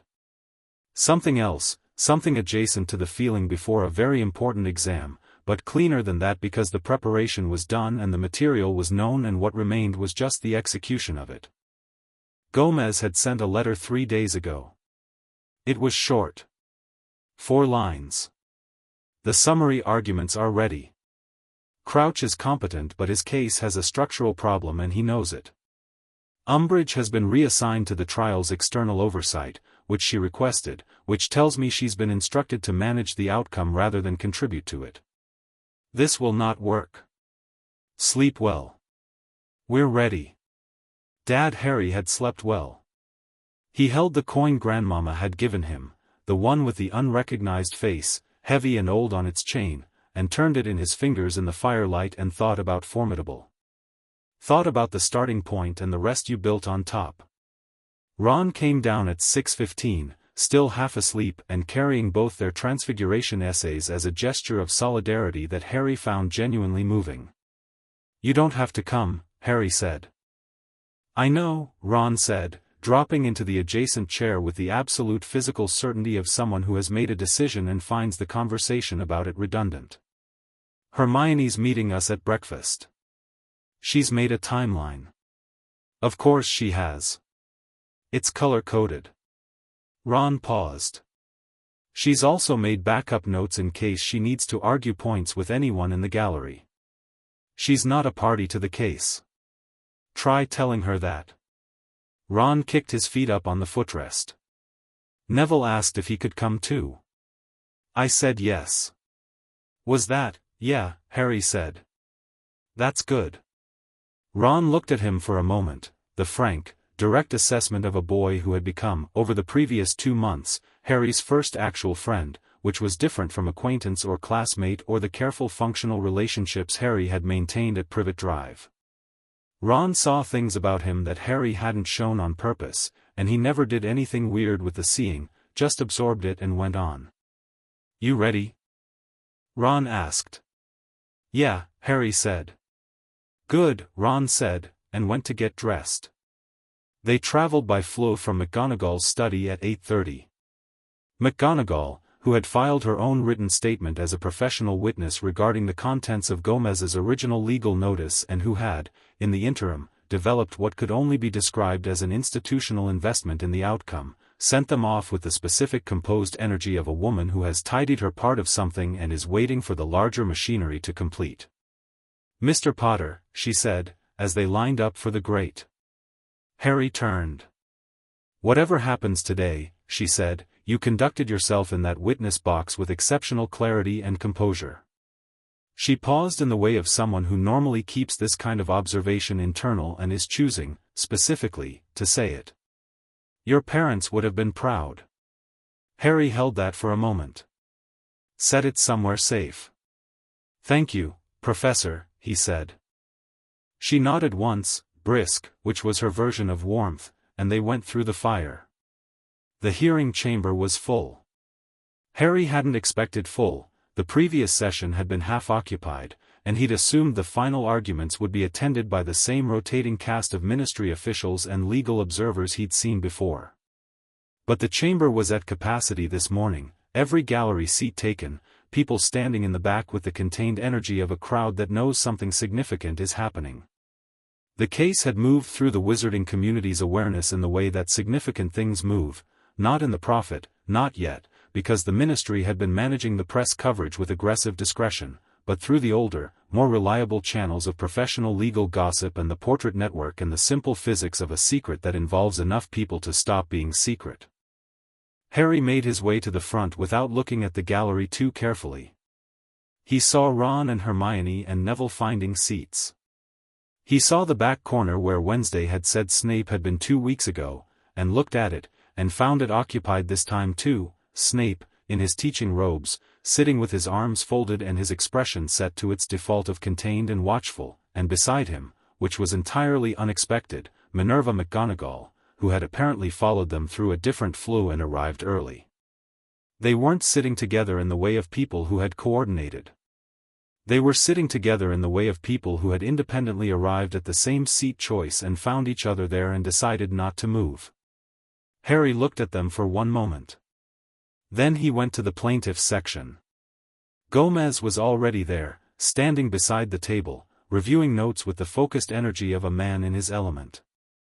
He was in a different suit today, black, not pinstripe, with a white shirt and a dark red tie and an air of someone who has dressed for an occasion with specific intent. He looked up when Harry arrived and gave him the nod. Morticia was there. Fester, beside her, was glowing a deep and luminous gold that Harry had never seen before. "What color is that?" Harry asked Wednesday, who was already seated with her notebook. "I've been trying to categorize it," Wednesday said. "My best theory is righteous satisfaction, anticipatory." "Is that one emotion?" "It is for Fester." Marchbanks called the session to order at 9 exactly. She was wearing her formal magistrate's robes, deep purple, silver trim, and she carried the settled authority of someone who has reviewed all the material, made her assessments, and come in today to execute a conclusion she has already reached. She looked at both tables with the efficient attention of someone who sees everything and is pressed for nothing. "We are here for final summary arguments," she said. "Both parties will have the floor in turn. I will then deliberate and return a preliminary verdict at the close of session, with written findings to follow within 7 days. Mr. Addams. You filed. You go last. Mr. Crouch, opening summary." Crouch stood. He was immaculate. He was prepared. Harry had come to understand over the course of these sessions, a very good lawyer who was representing a difficult position with as much competence as the position allowed, and what he delivered now was the best version of the defense available, assembled with precision and delivered without waste. "The respondents do not dispute the facts as presented," Crouch began. Harry Potter was placed with the Dursley family on the 1st of November 1981. The placement was authorized by Albus Dumbledore in his capacity as Chief Warlock of the Wizengamot. The documentation was sealed under executive privilege. These are facts. What we dispute is the characterization and the causation. He moved to his evidence. In November 1981 the wizarding world was in crisis. The ministry was compromised. Dozens of families had been attacked. Protective enchantments across the country had failed. The defeat of Voldemort, itself miraculous and entirely unexpected, left a power vacuum that could not be immediately secured. In that environment, Albus Dumbledore made a decision under conditions of extreme time pressure and limited alternatives. He paused. The blood protection activated by Lily Potter's sacrifice was real, documented, and powerful. The conditions it required were specific. The child needed to reside with his maternal blood relatives. Petunia Dursley was, at the time, the only available maternal blood relative. There was no other option. He turned a page. The plaintiff argues that the placement had no oversight mechanism. This is true. It was an oversight created by crisis conditions. There was no existing protocol for this specific magical protection because this specific magical protection had never before existed. Albus Dumbledore was not negligent in failing to create a protocol for an unprecedented situation in 48 hours. He acted on the best available information with the best available judgment. Crouch looked at Marchbanks steadily. The harm to Harry Potter during his residence at the Dursleys, and that harm is real and the respondents do not diminish it, was the result of the Dursleys' choices, not Dumbledore's. Dumbledore placed a child. He did not authorize neglect. There is a crucial legal distinction between the act of placement and the conditions that resulted from it. He sat down. Marchbanks looked at Gomez. "Mr. Addams." Gomez stood. He didn't look at his notes. "My learned colleague," Gomez said, "has made a competent argument. I want to acknowledge that before I take it apart, because the competence is real and it deserves to be acknowledged before it's addressed." He moved from behind the table, not pacing, not performing, just positioning himself where he could see both the bench and the room. "Mr. Crouch says the harm was the Dursleys' choice, not Dumbledore's. He says there is a legal distinction between placement and conditions. He's right that such a distinction exists in law. He's wrong that it applies here." Gomez paused. "Here is why." He held up one finger. "A person who places a child with a family without an oversight mechanism does not merely fail to prevent subsequent harm. They create the conditions in which that harm becomes invisible." He looked at Marchbanks. "The welfare referral filed by Harry's teacher in year 3. Disappeared. Not rejected, disappeared, which means it reached a point in the system where it could no longer be processed, which means the system had a hole, which means someone created that hole or allowed it to exist." He paused. Item 38. The investigation is ongoing. A second finger. "Mr. Crouch says the crisis conditions limited alternatives. I accept this as true. What I do not accept is that crisis conditions eliminate the obligation to review. Albus Dumbledore was not operating in a crisis in 1982, or 1983, or any of the subsequent 9 years. The crisis passed. The review never came. The seal on the documentation never lifted. The child never got a welfare check. He let this sit. If crisis was the reason, crisis cannot be the excuse forever. There's a word for choosing not to review what you've done when the urgency has passed." He looked at Dumbledore directly for the first time this session. "It's called preference," Gomez said quietly. "Choosing not to look is still a choice." A third finger. "My learned colleague says there was no existing protocol for this specific magical protection. He's correct. But there is an existing protocol for placing a child. In every jurisdiction I know, magical and muggle, the protocol has the same core: you do not leave a child somewhere and walk away. You check. You have someone check.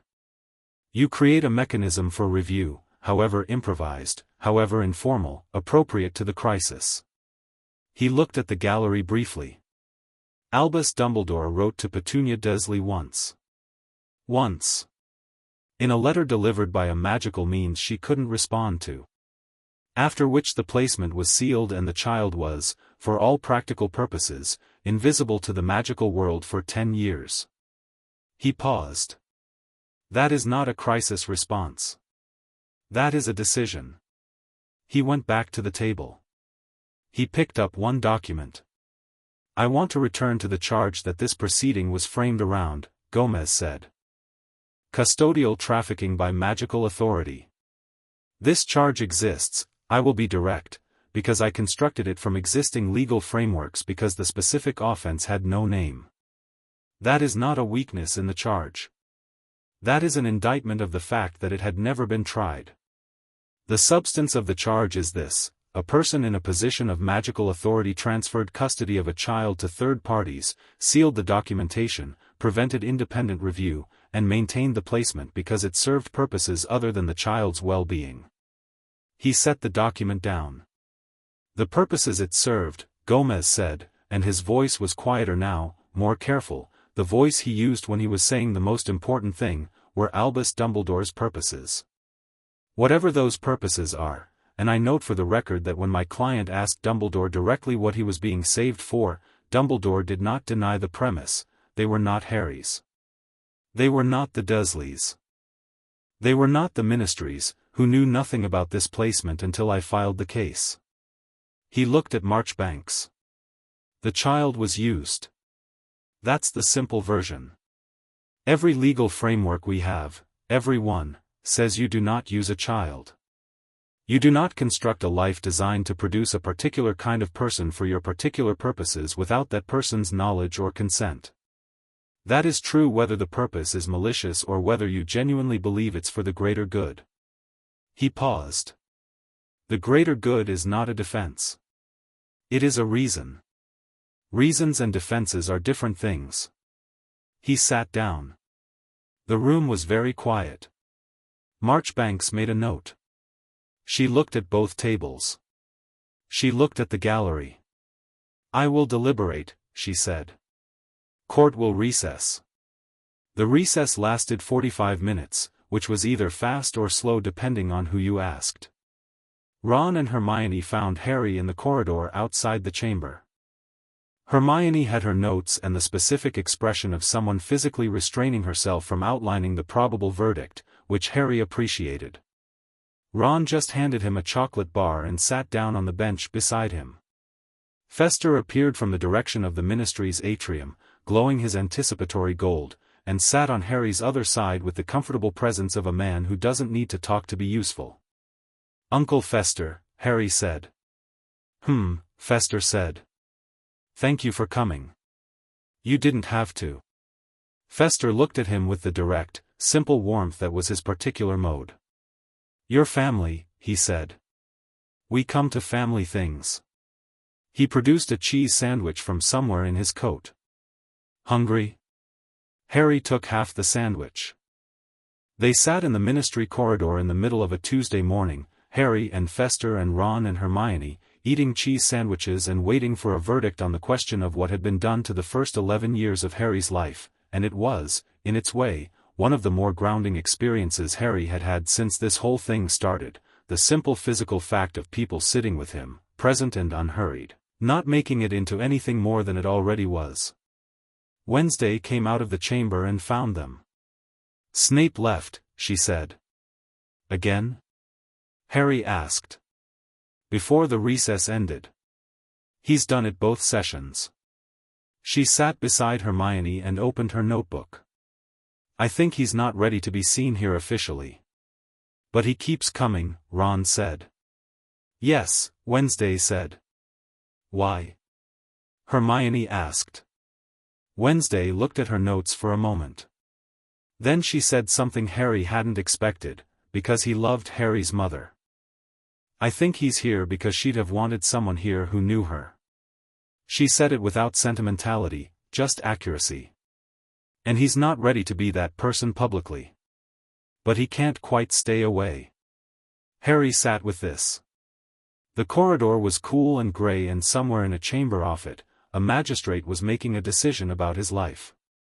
He's going to have to decide eventually, Harry said. Whether he's in or he's out. You can't do both forever. No, Wednesday agreed. You can't. Marchbanks called them back in at 11:43. Harry sat. Gomez was beside him this time. He'd moved to the seat directly next to Harry for the verdict, which was not a legal requirement and which Gomez had done without explanation and which Harry understood was not about procedure. Morticia was on Harry's other side. He sat between them and looked at the front of the room. Dumbledore, across the chamber at the defense table, looked old in a way he hadn't at the beginning of this process.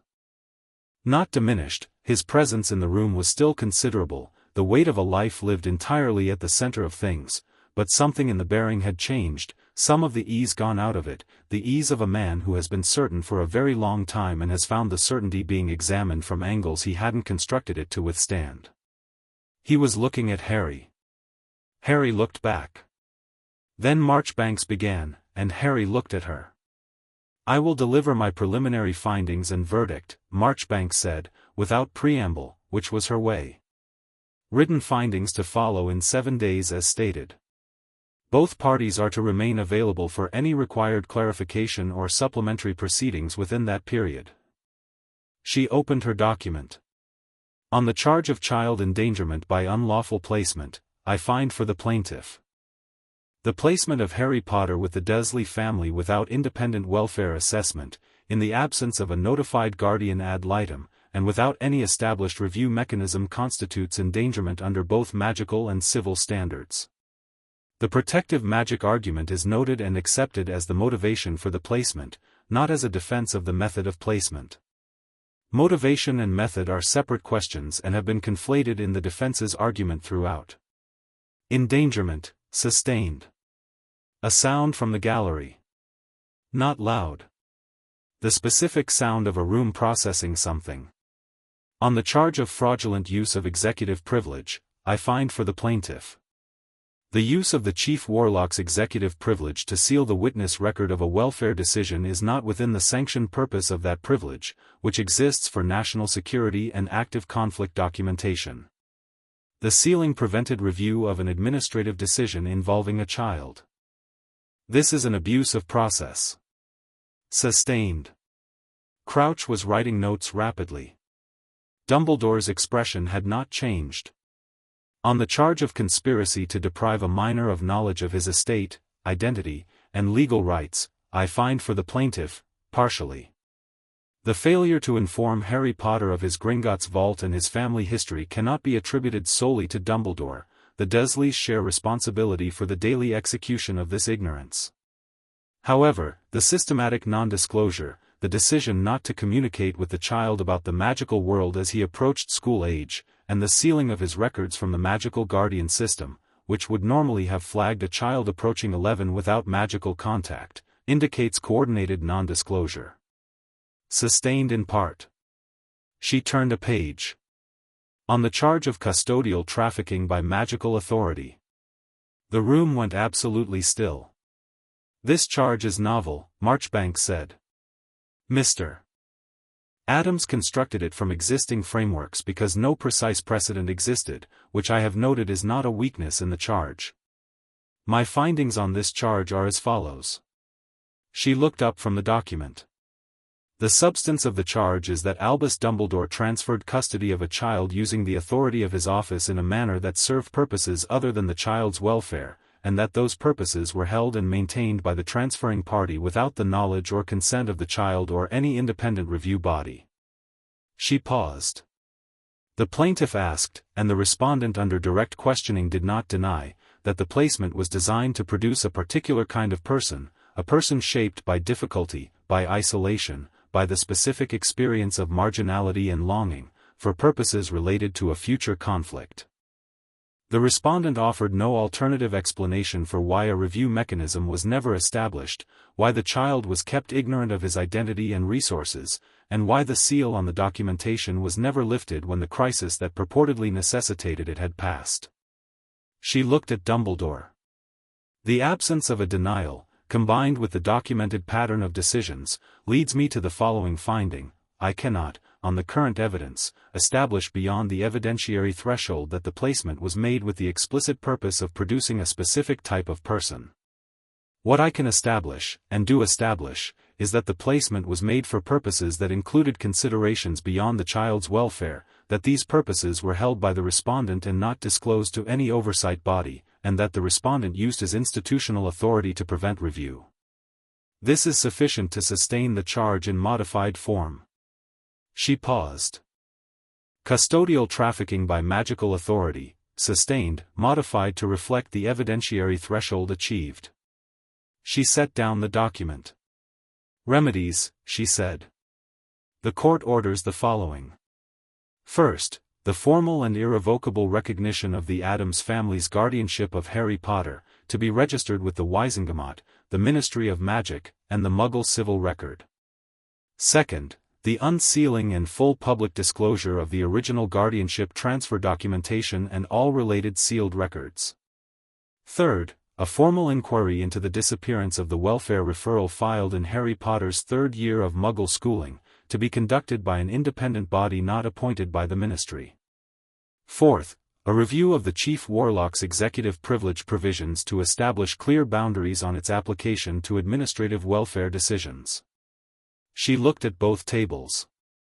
Fifth, regarding Albus Dumbledore personally. Given the modification of the trafficking charge, I am not ordering criminal sanction at this time.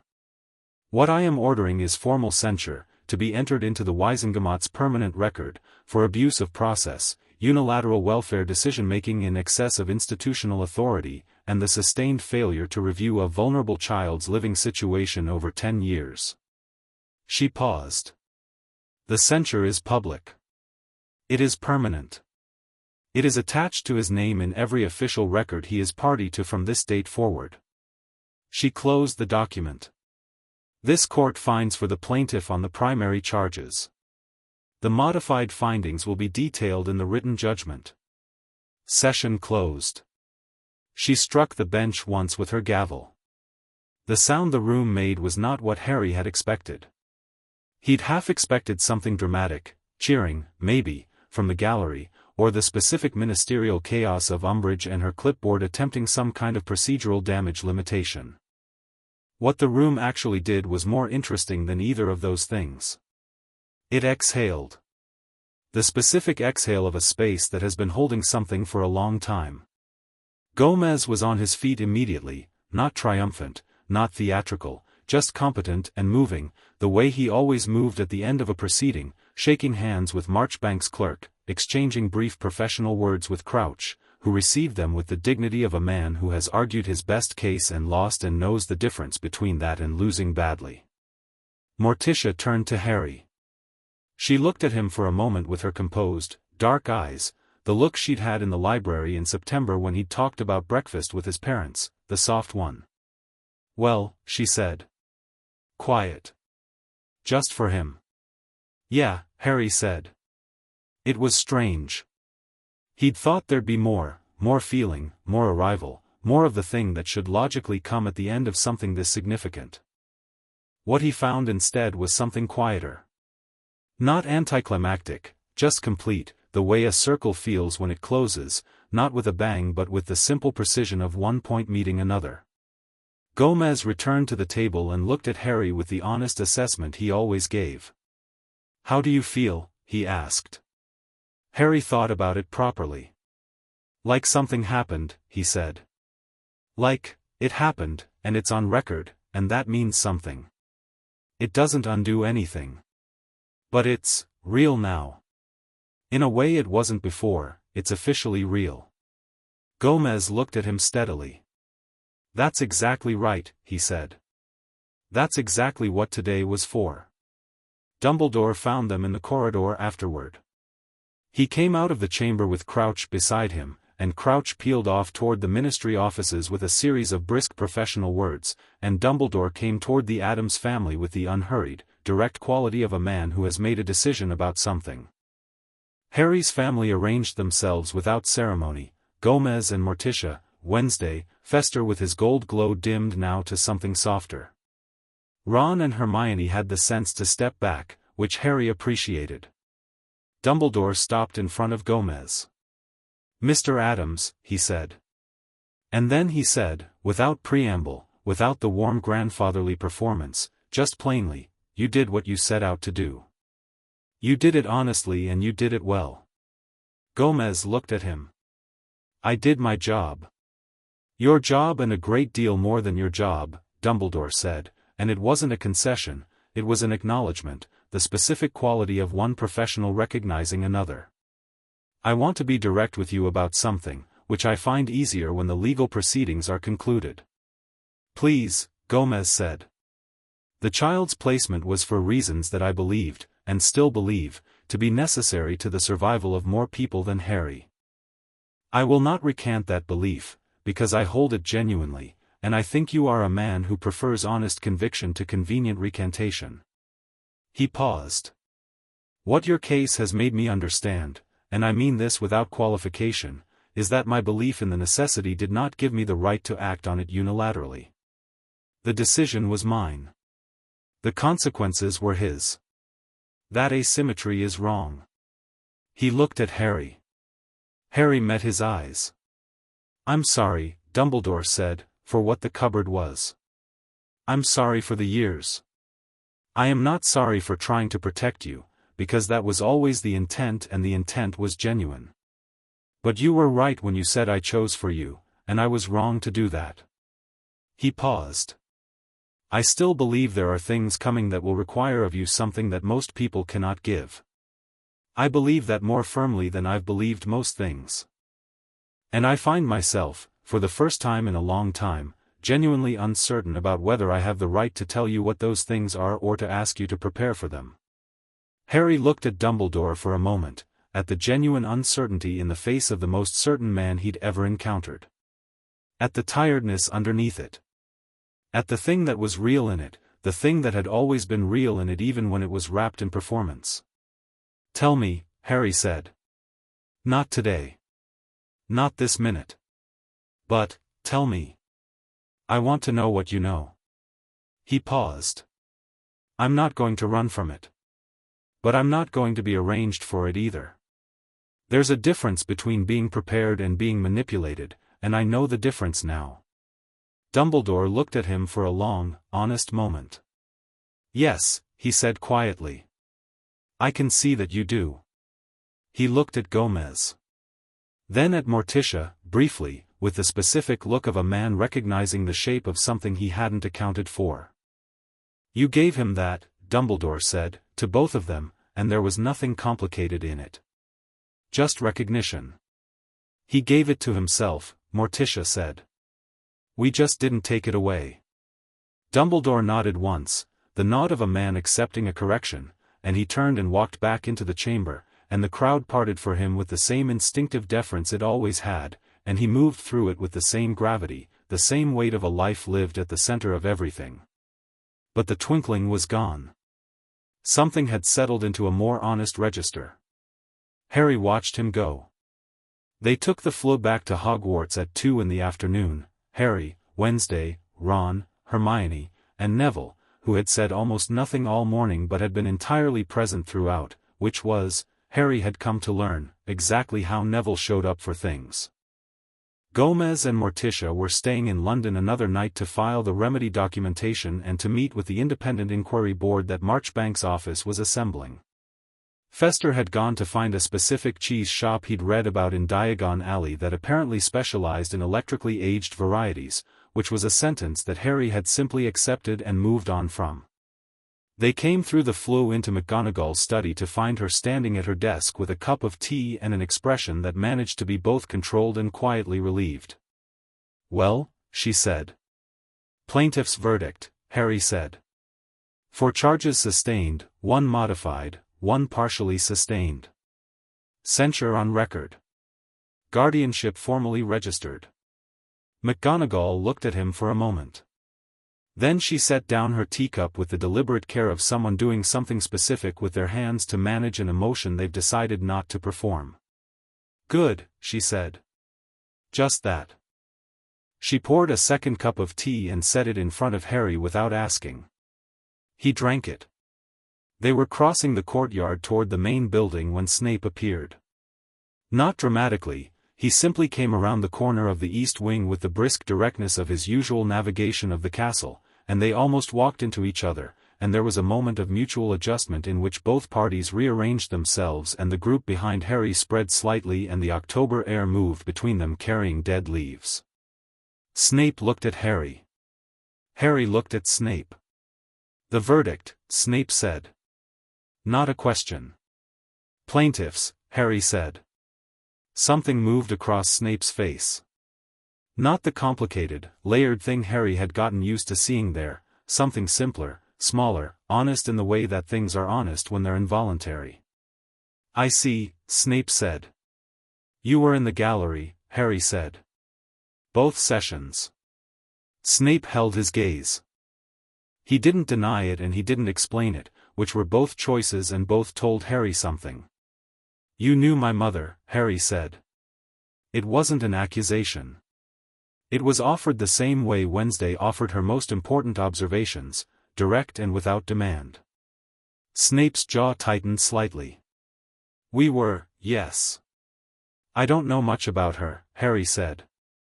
"The people who knew her well are mostly gone or they don't talk about her. The Dursleys didn't." He paused. "I know she was a good witch. I know she was brave. I know he stopped, because the next thing was the sacrifice, and that was a whole category of its own. I'd like to know more about her as a person. Snape stood in the courtyard with the wind moving his robes and a complicated architecture of things crossing his face in sequence, and he looked at Harry Potter, at Lily's eyes and James's face, and the thing from the months before that wasn't either of them, the thing that was starting to be its own, and he made the decision that Wednesday had predicted he couldn't avoid indefinitely. "Come to my office on Thursday evening," Snape said. His voice was level, with the specific effort of someone holding something complex in a container that fits it without quite expressing it. "I will. I can tell you about her." "Something about her." He looked away briefly. "She deserved better advocates." "So did I," Harry said, without heat. Snape looked back at him. Held his gaze. "Yes," Snape said. "You did." It wasn't an apology. It wasn't a commitment. It was the first honest sentence in a conversation that was going to be long and complicated and probably difficult and worth having, and both of them understood it on that level, and Snape gave the smallest possible nod and walked on toward the castle. Harry watched him go. Ron appeared at his shoulder. "Did Snape just voluntarily offer to talk to you?" "Thursday evening," Harry confirmed. "That's," Ron said carefully, "not something that's happened before in the history of Snape." "I know," Harry said. "Are you going to go?" "Yes," Harry said. He went inside. That evening, Harry sat at the desk in his dormitory and wrote. He wrote to Gomez first, the letter that was mostly about the verdict but wasn't really about the verdict, the letter that was about the corridor and Dumbledore's admission and the specific quality of a thing being on record, acknowledged, real. He wrote it long, the way you write when you're processing out loud, and at the end he said, "I keep thinking about what you said. That he chose for me. And what it means that now, for the first time, I'm choosing for myself. Not all of it. But more of it. And it's because of you and all of you, and I want you to know I know that." He wrote to Morticia separately, because the things he wanted to say to her were different in quality from what he wanted to say to Gomez, less about the legal machinery and more about the library in September, the answer about wanting ordinary things, the word family used as a plain noun. He wrote, "You said I don't need to thank my family. I know. But I want you to know anyway. You saw me before you knew me. That's the thing I keep coming back to. The letter said cupboard and you came. You didn't wait for more information. You came. I'm going to try to be worth that." He stopped, read it back, and crossed out the last line. Not because it wasn't true but because it contained the old assumption, that love was conditional on deserving, that you had to earn the thing that had already been given. He'd been unlearning that for 2 months and it was slow work and he wasn't done with it, but he could recognize the pattern now, and recognition was the first step. He wrote instead, "I'm going to be all right. I think I actually believe that." He sent both letters with Hedwig, who received them with the dignified professionalism of a postal owl who considers the content of her deliveries appropriately none of her business, and flew out the window into the dark. Harry sat at the desk and looked at the empty windowsill for a moment. Then he turned back and pulled out his charms homework. He worked for an hour, competently, without the background hum of anxiety that had accompanied most of his academic efforts at Privet Drive, the anxiety of someone performing adequacy for an audience that was waiting to find fault. The charms problem was interesting on its own terms and he engaged with it on those terms, which was a thing he was gradually getting better at. Ron came up at 9 and dropped onto his bed with his own homework and they worked in the easy parallel silence of friends who don't need conversation to be in company. Neville came in later and looked at Harry with the quiet sincerity that was his mode of most important communications and said, "I'm glad it went well today," which was both understated and everything. "Me too," Harry said. Wednesday sent a note before 10. The paper bird was smaller than usual, a precise origami shape that landed on his desk with the particular efficiency of a message that had been kept short on purpose. "The castle is pleased. The stones near Gryffindor Tower have been warmer since we came back. I noticed. It's not nothing. Also, whatever Dumbledore is going to tell you about the future, make him tell it to you and Dad together. Don't let him do it in a one-on-one meeting where there's no record. Everything he tells you should be on record. He had 10 years of private decisions. Give him something different. Harry read this twice and then wrote back, "That's a genuinely excellent point and you had it before I did. Thank you." The reply came in 3 minutes, "I know. Sleep." He slept. 3 days later, Gomez sent a package. It arrived with Hedwig at breakfast, a flat box wrapped in black paper and tied with a dark ribbon, with a letter attached in Gomez's handwriting. "Harry, your mother left something at Gringotts.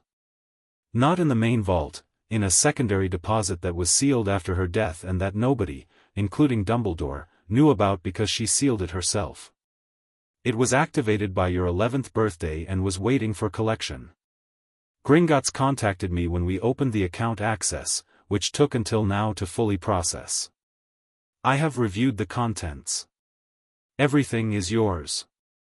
I have sent you the part she specifically designated for first year. The rest will be there when you're ready for it.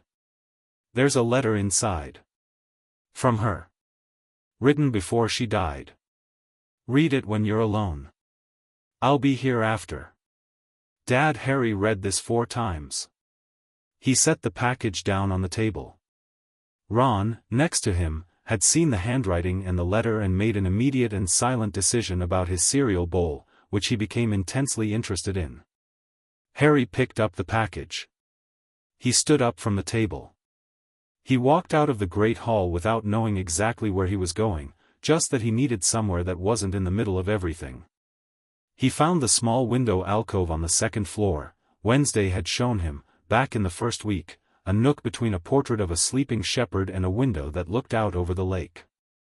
He sat in it with his back against the stone and the package in his lap. He opened the box. Inside was a folded envelope. His name was on it in handwriting he had never seen before but recognized, the way you can sometimes recognize a thing you have no basis for recognizing, in his hands and in the tilt of the letters. He opened it. "Dear Harry, I don't know when you'll read this.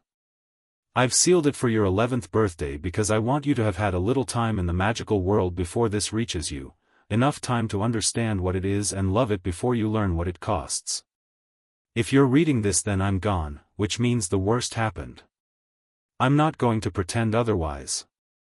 I'm going to say what I need to say quickly because I never had patience for preamble. You are brilliant. You are funny, and you don't know it yet, and you will be insufferably funny once you do, and I cannot wait.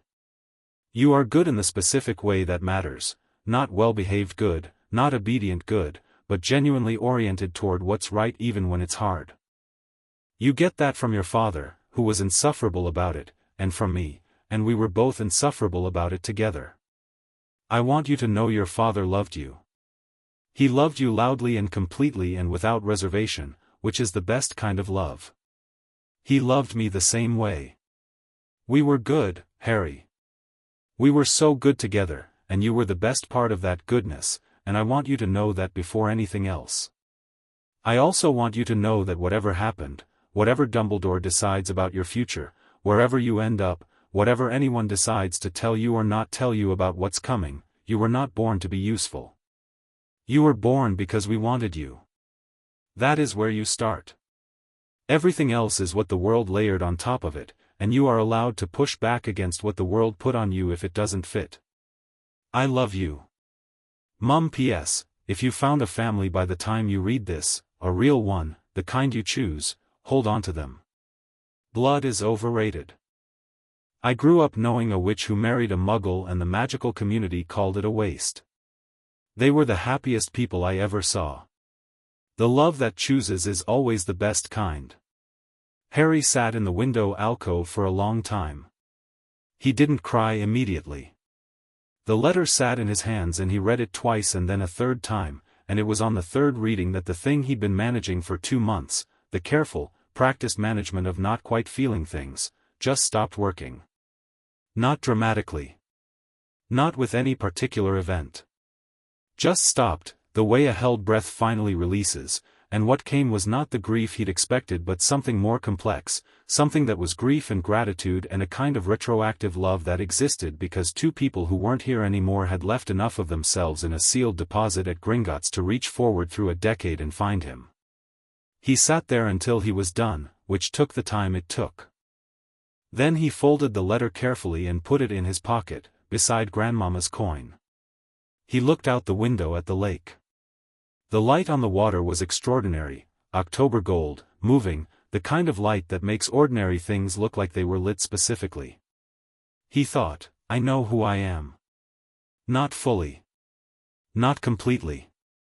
He was 11 and the world was large and complicated and Dumbledore had things to tell him and there were dark-haired men missing from the world who should have been here and the third-floor corridor had something behind it and Voldemort was somewhere and the future had weight he couldn't see yet. But he knew the floor of it. He knew the starting point. He'd been wanted. He'd been loved. He was named and vaulted and chosen, and the choosing had happened from multiple directions now, from parents who hadn't made it and from a family that had come to Surrey on a Thursday because the letter said cupboard, and you didn't leave a thing like that alone. He stood up. He went down the stairs and out through the main doors into the October grounds, where the wind was cold and clean and the grass was frosty at the edges, and he stood outside the castle in the morning light and breathed. Hedwig found him there, which she did sometimes, came from wherever she'd been hunting and found him by whatever navigation owls use, and landed on his arm with the settled confidence of an animal that has decided where it belongs and acted accordingly. He stroked her feathers. In the distance, across the grounds, Wednesday was sitting on the edge of the lake with her notebook open and Aristotle on her shoulder, doing whatever she did when she was by herself and thinking, the systematic, solitary work of a person who was, in her own way, making the same project he was. Finding the floor. Building up from it. She looked up from the lake and saw him across the grounds. She raised one hand, briefly. Not a wave, just an acknowledgement. I see you. You're there. He raised his back. Same meaning. He turned and looked at the castle, at Hogwarts, enormous and stone-deep and old as the hills it sat in, the place his parents had walked as students, the place that had felt like recognition when he'd arrived on the lake at night. 7 floors of corridors and classrooms and 400 years of people becoming whoever they were going to be inside its walls. He thought about the portrait knight saying one morning you'll just know. He thought, maybe it's this one. Not because everything was resolved, it wasn't. Not because everything ahead was going to be easy, it wouldn't be.